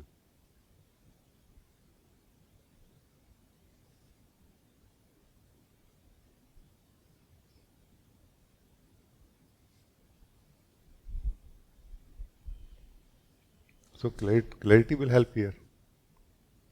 But this time it will not be clarity about what I want in my life or like this, but as a whole, or in my spiritual direction, what exactly I want now. And don't expect that you will know what you want. No, when we are unaware, unconscious of what we want, then we believe that I know what I want. There's a belief inside us, playing like solid ground. I know what I want. And that doesn't let us live the truth in the Satsang, for example, also. As you will expose it to the light of awareness, of consciousness, that let me know, let me check what do I really want. It will just become clear that I don't really know. Then it's okay. then this moment is also okay, no? Because I don't know what I want, I also don't know whether this is something wrong or bad, or I think I can live it. And like this, when we come to satsang with this kind of openness, we start knowing the truth more deeply, more simply, and more easily, no? Like this. So something from inside us is stopping us, not letting us mix, not letting us be touched by the truth in a way, deeply.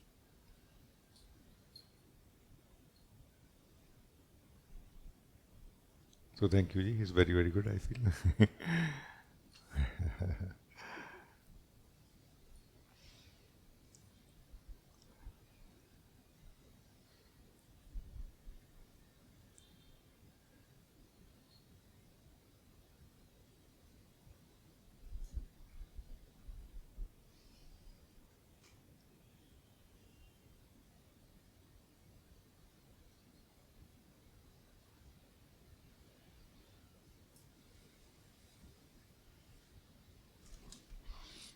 It is also, Anna, very true that we are not able to wear the silence of our own being. And a very simple uh, pointing towards that is that we meditate, no? We sit in meditation quietly, not doing anything. We are not able to sit for a long time. Something kind of takes us out immediately. In fact, we are not able to sit even for 1 second sometime. Like, want to do something, like this. This one thing which is going to solve everything, we don't do this. And we keep doing everything else, like this. But slowly we develop taste. So all there is happening, what all that is happening is you are developing taste for silence of your own being. All other questions and confusions are just coming from that state which is not true. Should you attend them? Or should you attend this more? No? It's like this.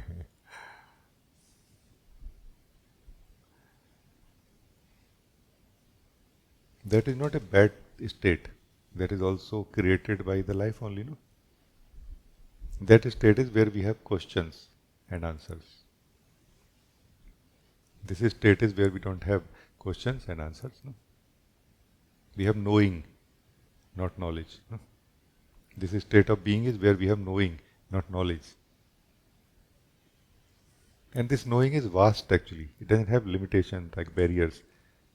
I am knowing myself, or I am knowing the body, or the tree, or you, or, it doesn't have that kind of limitations here. It is like vastness has opened up for you in the form of sense of being.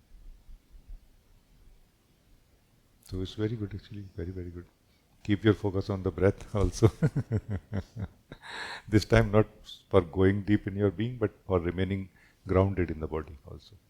It is necessary because this vastness is like a sky in comparison to the size of the body, so small. No?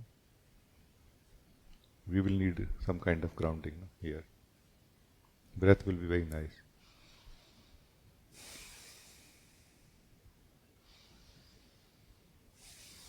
Breath is an amazing thing really. It can help us in getting out of mind. It can help us in remaining connected to the body also.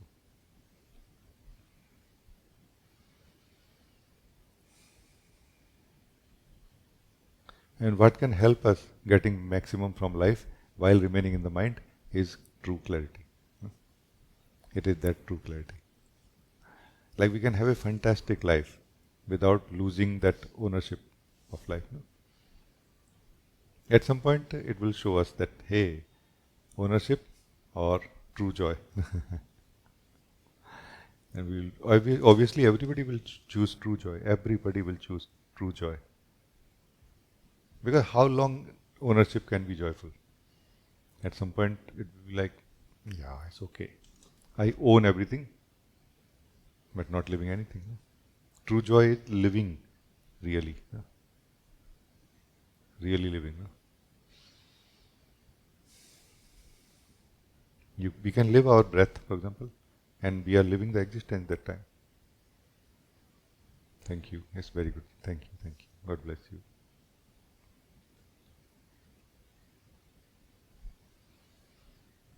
Sukomal, you want to say something? Namaste, Rajee. Namaste ji. Thank you again for this sharing. Every question that all of us are asking, it seems like it's a part of my question also. It's like a collective thing. And what I want to ask also kind of keeps evolving. And in this sense, what I just wanted to bring to you is how you had said that one thing you had wanted to know, what is your problem? If you can just focus and look at that. Uh, Also, you had mentioned that if you can stop dreaming about yourself, perhaps less and less. And somehow, what I'm just noticing it that there is a sleep that comes in automatically, and it's like a habit. It's not like even if I am truly wanting to be present or do something, there's that sleep is also kind of comes in on its own. For example, in this satsang as well, I can sense the joy and the aliveness, but maybe I can sense the sleepiness of the mind and the unconscious also being present at the same time. So I just feel maybe it's just like a habit that you're used to living in it for so long that, like for example, with that beggar story as well, right? That it's almost like you can sense that you have everything, you've hit the jackpot, but somebody passes by and then you're like, oh, but can you give me something? Just like a reflex that, oh, I still have everything, but I'm going there. Like, can you give me 1 rupee? So, and now I've started like seeing it that this is just, just a reflex of going back in, and then you're realizing that maybe not necessary, that it doesn't have to be like that. So, yeah, just thought I'll share with you that I think for me personally, it seems like this is like a habit that's formed, and it's more about becoming aware of it more and more. So, yeah, if you could just share some more light on it. It is habit, definitely, like a reflex, as you said correctly. There are two key here which I want to highlight, which are important to be understood. One is the comfort zone. Like there is a comfort zone of the soul. So this state of sleep or egoic state has become our comfort zone. And as if at that time soul does not have that kind of inspiration to go beyond it. Like it looks like I will have to give up that comfort. No, I don't mean in your case, but when it is there, like when you have that inspiration, when you have come to satsang and you are interested in listening and benefiting, no, then obviously you don't have that attachment for your comfort zone. Like that there is as if a tiredness in the soul, like soul has become stationed in a way, in some way, and doesn't want to go anywhere now. That time, this comfort zone also plays a big role in the form of attachment to unconscious energies. There is a comfort in the joy, in the self-awareness, and there is a comfort in the self-unawareness and unconsciousness. No? So this is one point I want to highlight here. Another thing is energies. Please understand energies. What are energies? Like what exactly is a state of energy? Please understand. A state of energy is like a memory in the form of energy now. Like emotions, old emotions, like old energy, old emotions, old unconscious emotions, let's say unconscious energy. It is also present inside us. And it gives us that actual experience. It's not just the mind. It gives us that actual experience of sleepiness in the satsang also. Actually. And that's why I suggest that Prabhat Shuddhi, like a purification continuously every day, is a must, especially for those who are coming to satsang. Because very fast change is going to happen in you. And then you will experience this kind of incompatibility that I am very happily able to actually understand truth and happily living it, but somehow my body mind is not supporting it. And that's where, especially for example, Osho's practices, active meditations. They are so powerful for catharsis. No? Catharsis-based practices. No? They are so important, so useful for beings like us, especially because you don't need to do this business now anymore. You can just focus on awakening now and just keep doing these practices. Or any other practice, yoga, pranayam, anything else. Whatever works for you to empty yourself every day. It's just about emptying yourself every day as much as you can, like fully empty yourself. Still there will be left to be emptied tomorrow.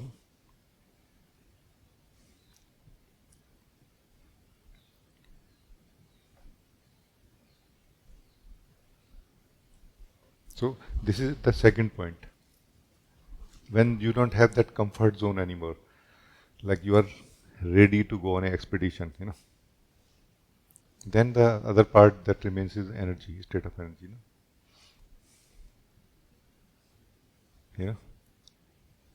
And just keep refining it. Like look at the energy states of energy as a whole, body, mind, like all the kosh, meaning all these bodies, layers, and the energy that is flowing in them as something like a fixation. They are living in a fixation, and they need to be stretched so that they can become flexible, and the dust they have gathered in this fixation, like they are moving very less, and because of that, lot of it's like water, then dust, then lot of low temperature, and it got frozen, then more water, and one after another, layer upon layer, too much frozen.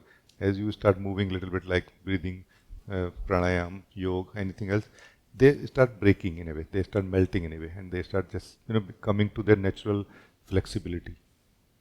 Body mind flexibility is what is very compatible with the being who is waking up or more awake now. No? Like this can be understood also.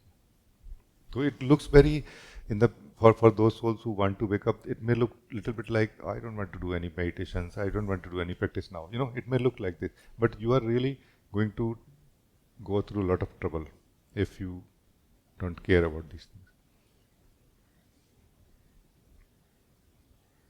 Otherwise, just keep emptying yourself and keep waking up to the truth of who you are. You will just not feel confusions, strange kind of struggles, strange kind of experiences and states and everything. Life will just generally start becoming better and better and better. Life experience. So thank you. I think it's very good.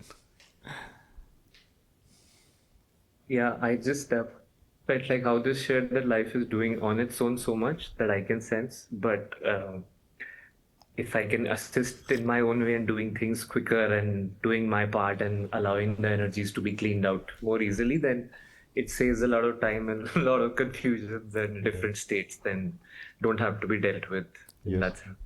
One very important thing connected to sadhana for a seeker is that when we are doing sadhana, that time primarily we are not really adding so much value to the overall flow of life, which is trying to fix everything. But we are that time not registering to that flow. This is what we are contributing to, because we are not only in the thought saying that yes, I want life to change, but we are actually showing life that see, I am myself ready to change and I am doing everything to change, and you are welcome to bring that balance and change me. So the sadhana, that's why it's so important, and how wholeheartedly we do that sadhana is our declaration to life. That how much ready I am for that change which life is actually bringing anyway, doing anyway. Otherwise, it's mostly intellectual that yes, I want to be free, I want to be awake, I want to do this, but are we doing anything about it? Where we spend our energy and day in ego. However, we keep talking that I want to wake up. That makes no sense. So good. Thank you.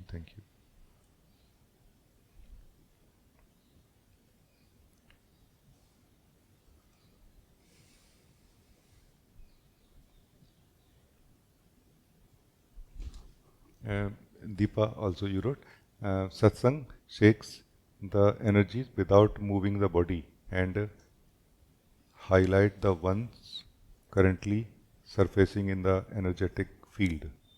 Hence, it is an opportunity to remove the stillness. Ha. Ha, ha, ha, ha. Yeah, I mean, detoxing can happen by some effort or by drinking nectar more, no? Satsang is where we drink the nectar more, and detoxing definitely will happen because you will need space for the nectar also, no? That space which is given to the stillness will be de-allocated. You say, I don't give space to the stillness, old energies, oldness. I give space to the freshness, to the nectar, obviously. In that way, yes. In that way, it's an amazing, amazing opportunity. But generally what happens is that we come here to wash our old clothes only. The beggar person generally want to come and wash its clothes. No? But you are a wise being, no? I feel very nice. Actually, as you become more wise, you are able to utilize everything also, Like practical life you mentioned, for example.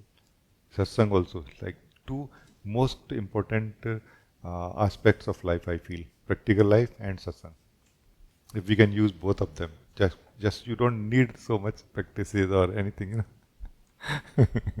They are going to, tighten all the screws and or loosen them also as necessary. Like both are very realistic. Satsang and practical life both are very realistic things. Everything else in some way or the other we can change, we can mold, we can, kind of, change it to our comfort in a way that I will do it as comfortable for me. Practical life does not care about your comfort, like this. It just cares about something else, like it's trying to bring everything into harmony. It's trying to bring everything into its higher state in a way also. Thank you, Ji. It's very good.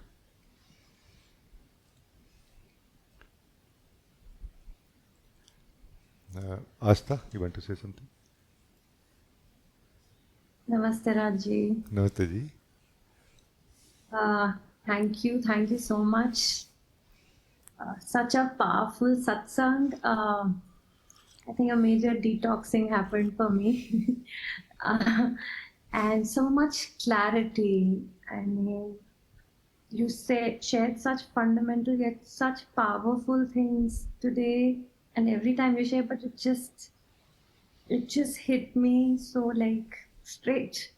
And before being in the satsang, I had some work issue going on, and I was like, no, I've decided that I will leave it aside. I will be in satsang. But then it just kept coming back, and then that's where you also spoke about clarity, about ownership, and why are we doing this? Eventually, for self-worth, joy. Or what I'm missing is the constant joy I can be when I'm in the being. And in the satsang, you started off with just focus on your breath. In fact, that's just one thing I kept doing throughout the satsang. Just focusing on the breath. And I could also see, hey, there are times it's hard. Like you said, many times it's very hard to just be there. And I could see that, but I'm like getting back. And it just is so beautiful and so powerful. I really want to thank you that it's just amazing. And you also mentioned about we take life as person to person, but that's not it. It's so much possibilities are there. It just everything, every word you said, it just is feeling so alive and true, and it so I don't know how to explain further. It's so beautiful.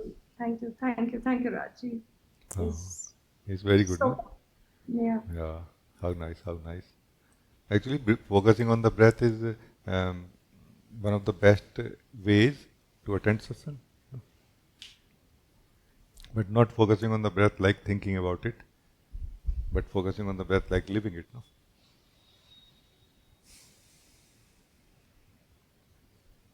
Then everything goes in like you are reporting, no? Everything goes in well, in a correct way, in your heart, in your soul, not in the mind.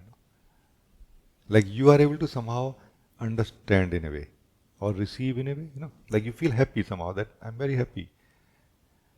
The light of truth, light of satsang does not really give you new ideas. It gives you new strength of your soul, of your heart, to see the same thing. And then you see it so much more clearly. Oh, okay. Now I understand. It is you only who understands. And what you understand is exactly that which was there inside you only. You just have more strength of the soul now. Like this. So it's a very correct approach. What you are saying, all the report is matching correctly. Thank you. It's very good. If we can become strong as the soul, we will become weak as the ego. Because we cannot be both at the same time. Some people are trying to become weaker and weaker in the ego, and some are trying to become stronger and stronger in the soul. And we can choose whichever suits us. Like if we are too attached to being the owner, then thinning away of our ego through sadhana and satsang will be fine. Or we can just straight jump to the being and like. So both ways are fine. They are going to take us to the right, same place only. But the experiences will be different.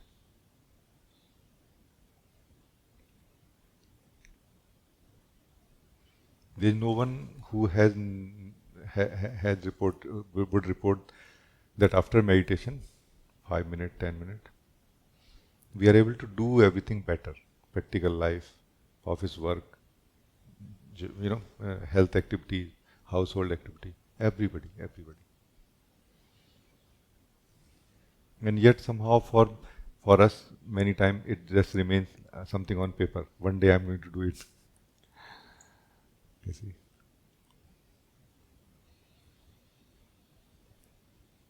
So it's very, very, very good. Just keep in touch with your own being and it's going to balance everything so nicely.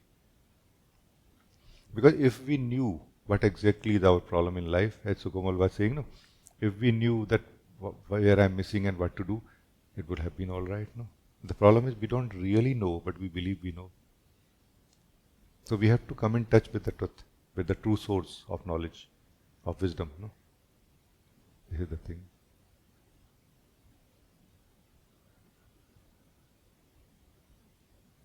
Belief of knowledge cannot save us from suffering.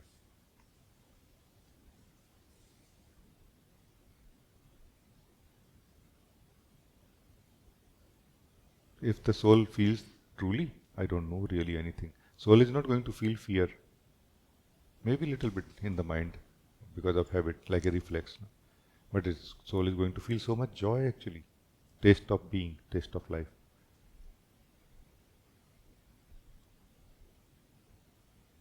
But we choose to live in the sense that I know everything, continuously.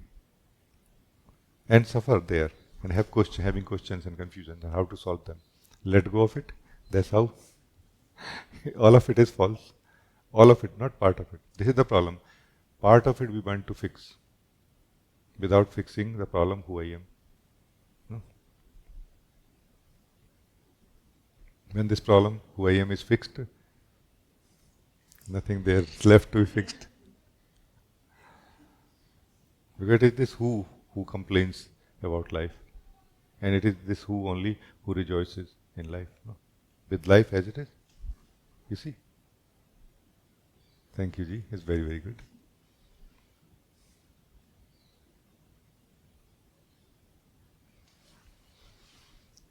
I always feel, maybe I don't say always, but the strength of the satsang comes because of you.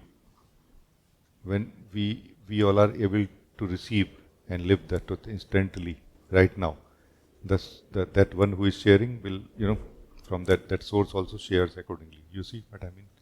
It is our strength together that this satsang is powerful, no? It is like this. Let us be happy about it. Thank you, thank you. Samya, you want to say something? Hi, Rajee. Hello. I hope my voice is clear. Yeah, it is. Yeah, thank you.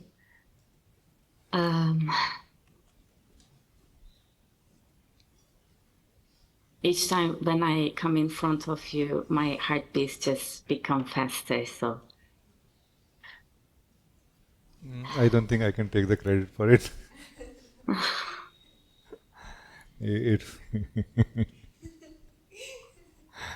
it's a good Thank you, thing. thank you for the compliment, but I don't think I can take the credit for it. It is that something else. No? Sorry.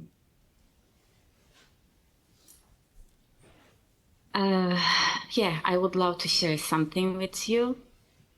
This is something that I recently realized. For such a long time, as if it was like, I call it as like Guruji's grace or light, some higher, very higher power. Some light was taking over me and was leading my life. It just completely takes over me, and it was kind of like in fight with my mind. Like I was behaving and everything was happening in the power of this light. Like it was taking care of all my actions, my everything, because I was not able to move otherwise. But at the same time, my mind and all my conditioning was in conflict with this. Like many things, especially like relationship, because like I was not able to talk. Just an example, many things actually, what I'm expected to. So yeah, this kind of fight was there. And recently what's happening is that as if like I'm allowed to move and go in the mind's way. Like because I wanted to be more involved in life, and life gives me this opportunity now just to respond what people expect from me, as I think, and as if like, yeah, I'm given space to do this. But even you are smiling. Yeah, the result is, sorry. I am smiling because yes, I understand what you are saying. Yeah, this Yeah, is also what I'm saying. I yeah, see that you understand me. yeah. Yeah, it doesn't work, and I mean, it does not give me the fulfillment what I call as this light, this bigger, this higher power was given me. Yeah, there was so much conflict when this was guiding my path, but when I go with mind's way, there is no fulfillment. And you just mentioned in this satsang about disharmony. When we are in disharmony, it hurts us and also it hurts others. And I feel like I'm living in this harmony now. And yeah, I don't know what is the way out, so that's why I come to you. Actually, As if like I want to turn back to that light, but at the same time I know it's kind of like, it's also kind of painful. You always felt this conflict, but I think it was the higher way, and yeah, there's no fulfillment here. It doesn't work here. it is connected to the old energies, as I said. Also, it is connected to the reflexes also of the soul. Also, like soul can sit quietly without doing anything and is able to live its truth. But when it comes to doing anything, then the energies get activated and they have old memory, and the mind and the old reflexes get activated, which are the way of the person. And these two things are not matching now. What to do? I mean, as a solution, I could give you as simple as focus on the breath. But Deepa was saying, actually, that's the solution. That's the solution.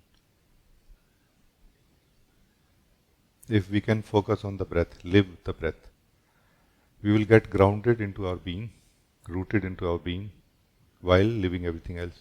Because at the moment when we get uprooted from the sense of the individual, sense of the identity of the individual, we may come to some state where we are not finding our ground, what to do, from where to, stably work, that kind of state which is not very stable here. No? Breathing, focusing on the breath can actually bring us back to some stable ground. And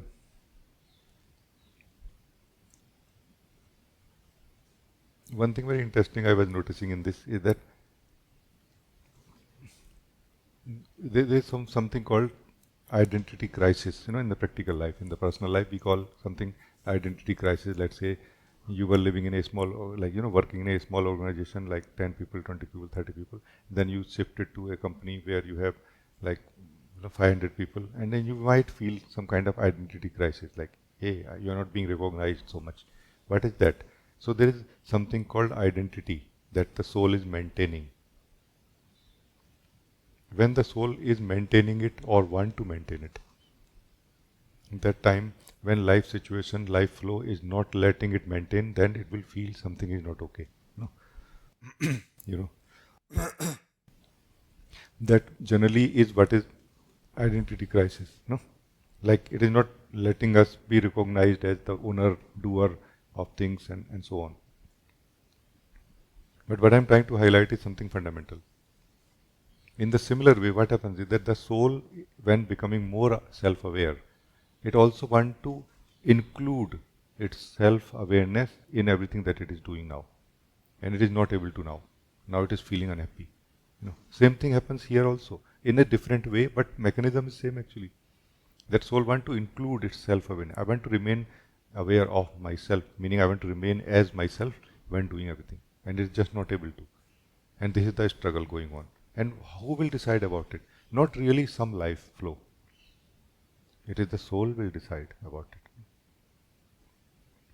it. Those who wake up more, they realize that life flow is a neutral flow. It is serving exactly what the soul wants from the core.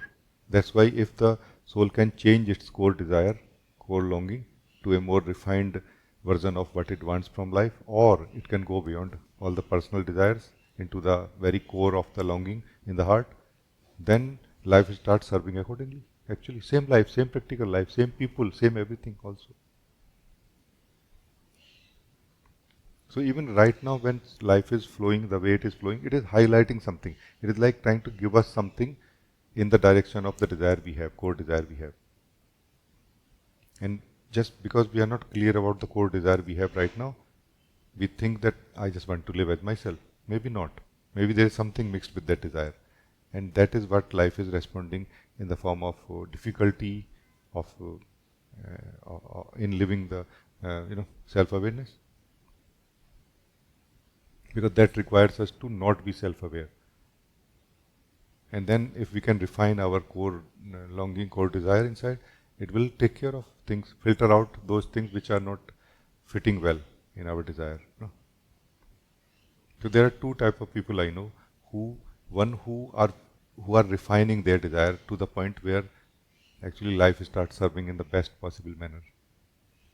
And another one who go beyond the desire. No? And they live in heaven now. No?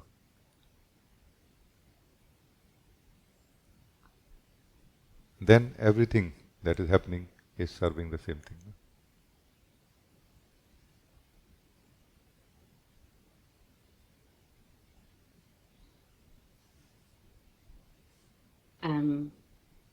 Actually, the other day I came an interview with a celebrity in our country, and he was a figure which is like very truthful, like very courageous, and many people also doesn't like him. And when he asked like about this, he said, I don't care what people thinks about me. And you can really see and feel this in him, like he really doesn't care, and he only cares what he wants to do. And at that moment when I see that interview, I realized that, oh my God, I was not able to say or even feel this at all. Like you said, mixing a desire, it was like my kind of unconscious desire is just to be, I don't know, somehow liked by people and not applauded by them, but I forget the word, just be recognized. And this kind of thing. And yeah, when I hear even someone from that, it was like very highlighting for me. No, I cannot even able to say or feel in this way. So maybe that's the thing for me. Not maybe, it feels like it is the thing. It is the thing. Yes, it is. Because personal life actually comes only when we want anything from personal life. The same personal life becomes life when we don't want anything from it as a person. It's a magical thing to discover that the same personal life becomes life now, existence now, full of joy and true meaning of life, or you can say, truth of life flowing like everywhere, in everything, nourishing our soul, making us stronger and stronger every day, and rooting us into the source also.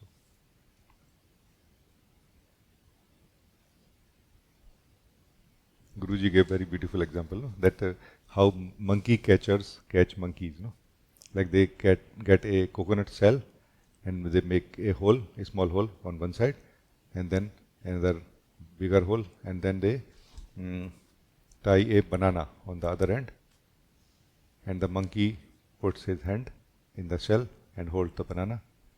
When he enters, when he enters his hand in the shell, that time he can enter. But if he holds the banana, the hand becomes bigger. Then hand is not able to come out of the shell. And without any net or anything, monkey catcher very nicely walks and catches the monkey. Because monkey somehow is not able to figure out that if I can let go of the banana, I am free. No. And this is what is the trick in ourself also, that the soul is bound by its own attachments. If it can let go of those attachments, soul is free.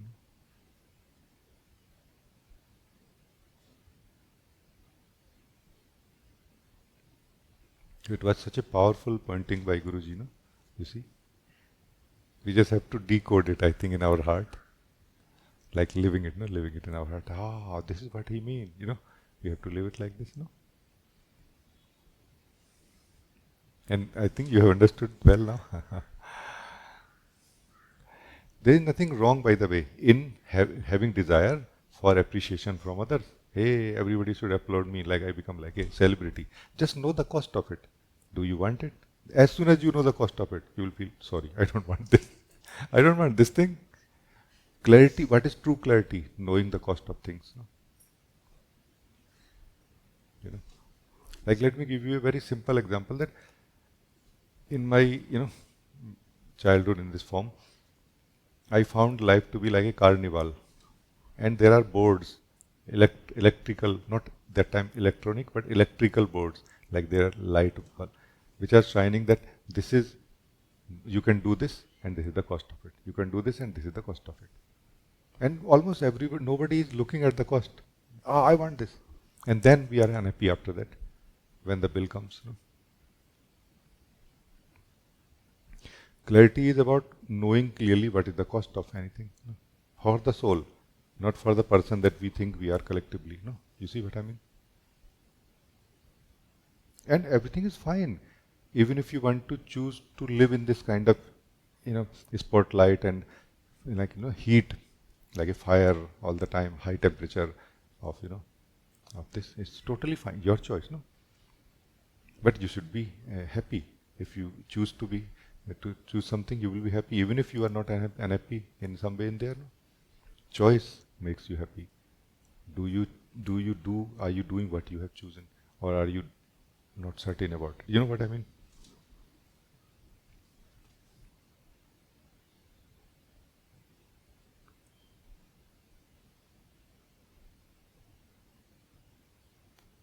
Actually, you remind me something that we always hear in our Sufi culture also. They say that truth will cost your whole life. And it just yes, It's true. remind. It's true. Whole life. And that's why not everybody is ready for truth, Because we have desire. Desire means something we want from this life. My life. My life is, for example, the ultimate, the core desire of the soul. And then in my life, there are many things also. And when they say that truth will cost you everything, means everything of your life, meaning your life itself, no?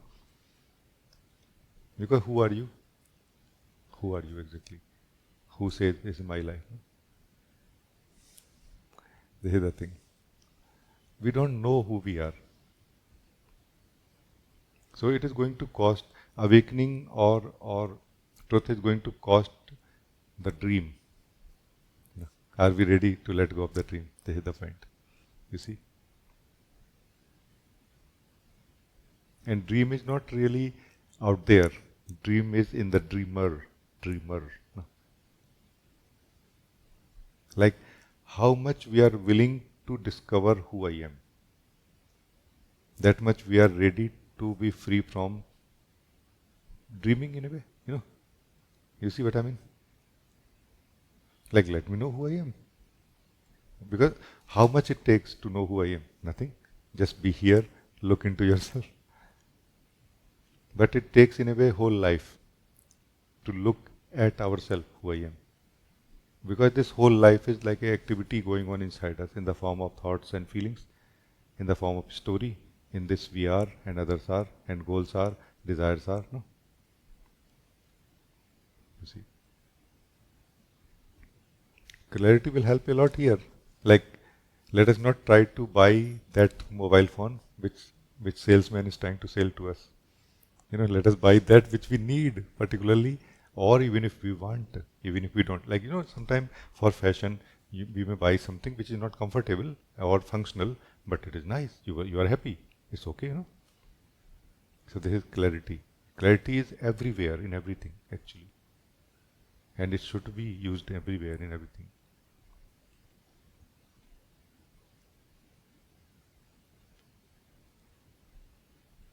Thank you, Ji. It's very, very good, really. Thank you.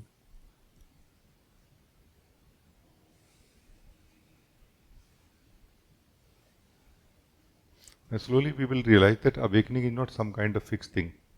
That awakening means I am here, I am a person, I am a soul who is sleeping, and this is called enlightenment, and light will happen, and so will happen. It's not like this, really. This is awakening that is happening. When you become clear, you woke up little more. Then you become more clear, you woke up more. You see? Like this. So, Samya, this you saw. Oh, I think this is the reason. This is awakening, actually. Right. Awakening makes you free from what you think you are caught up in. Like you are not able to understand why you are not able to live the truth of who you are. And awakening or clarity will show you why. And that basically is like this. No? You are like this and you let go. Relax. No? Meditation is one of the most powerful approaches to highlight our holds, our attachments. Of the soul, not of the person. Just sit, don't do anything. If not, you are not able to do like this, focus on the breath. Live the breath.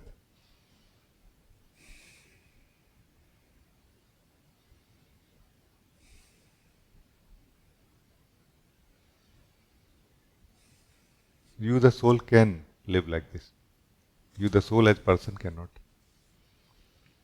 You, the soul, can live so naturally like this. Like without any special efforts or powers. You, the person, you, the soul, as person, cannot. First of all, to start with, the soul as a person don't have value for it. Like, for what? Anything that does not let the soul remain as a person, soul does not have value for it. Because soul has value for remaining as a person that time, you see. Otherwise, meditation is one of dhyan and satsang. That's why I say, in this meditation, this satsang, for example, continuously, it is meditation, continuously, every minute actually, inviting us to just be here.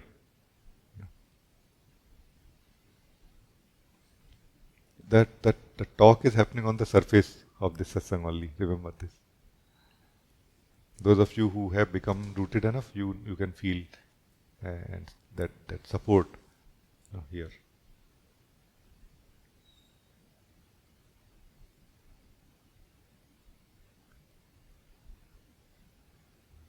It's good, good. Thank you. Thank you so much, Rajee. You're looking very calm and peaceful also right now, no? I mean, today in general also. It's very good. God bless you.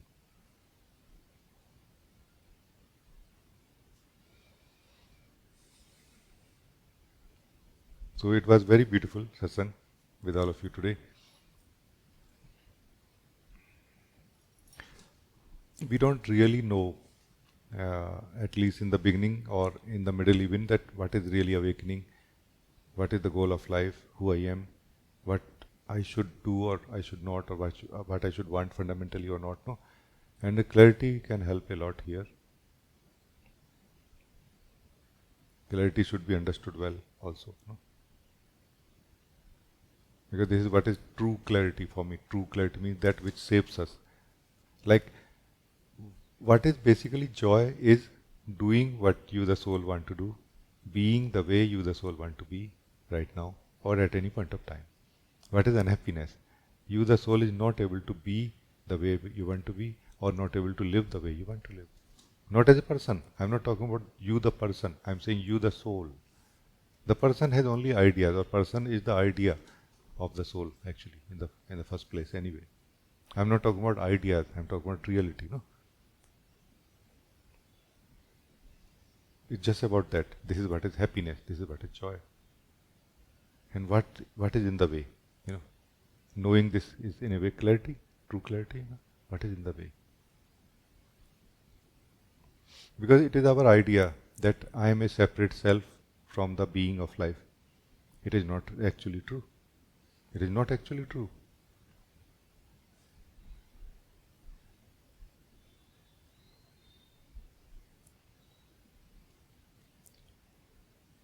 So who is living actually truly as the soul in you is the one soul of life actually. But who is stopping it has to be cleared up in some way. You see? And generally we call it myself. And that's why this myself should be put to work, do some work. It's like a genie, no? It is going to disturb everything if it is not put to work. Hey, hey the truth, hey the self, that you have confusion, do sadhana, do dhyan, do satsang, no? Spend yourself in something. And then, you know, but when that sense of identity, sense of self is too strong, then it's not that easy. Then at least be clear. So, thank you. I think that's all. Thank you for joining today. Thank you. Thank you.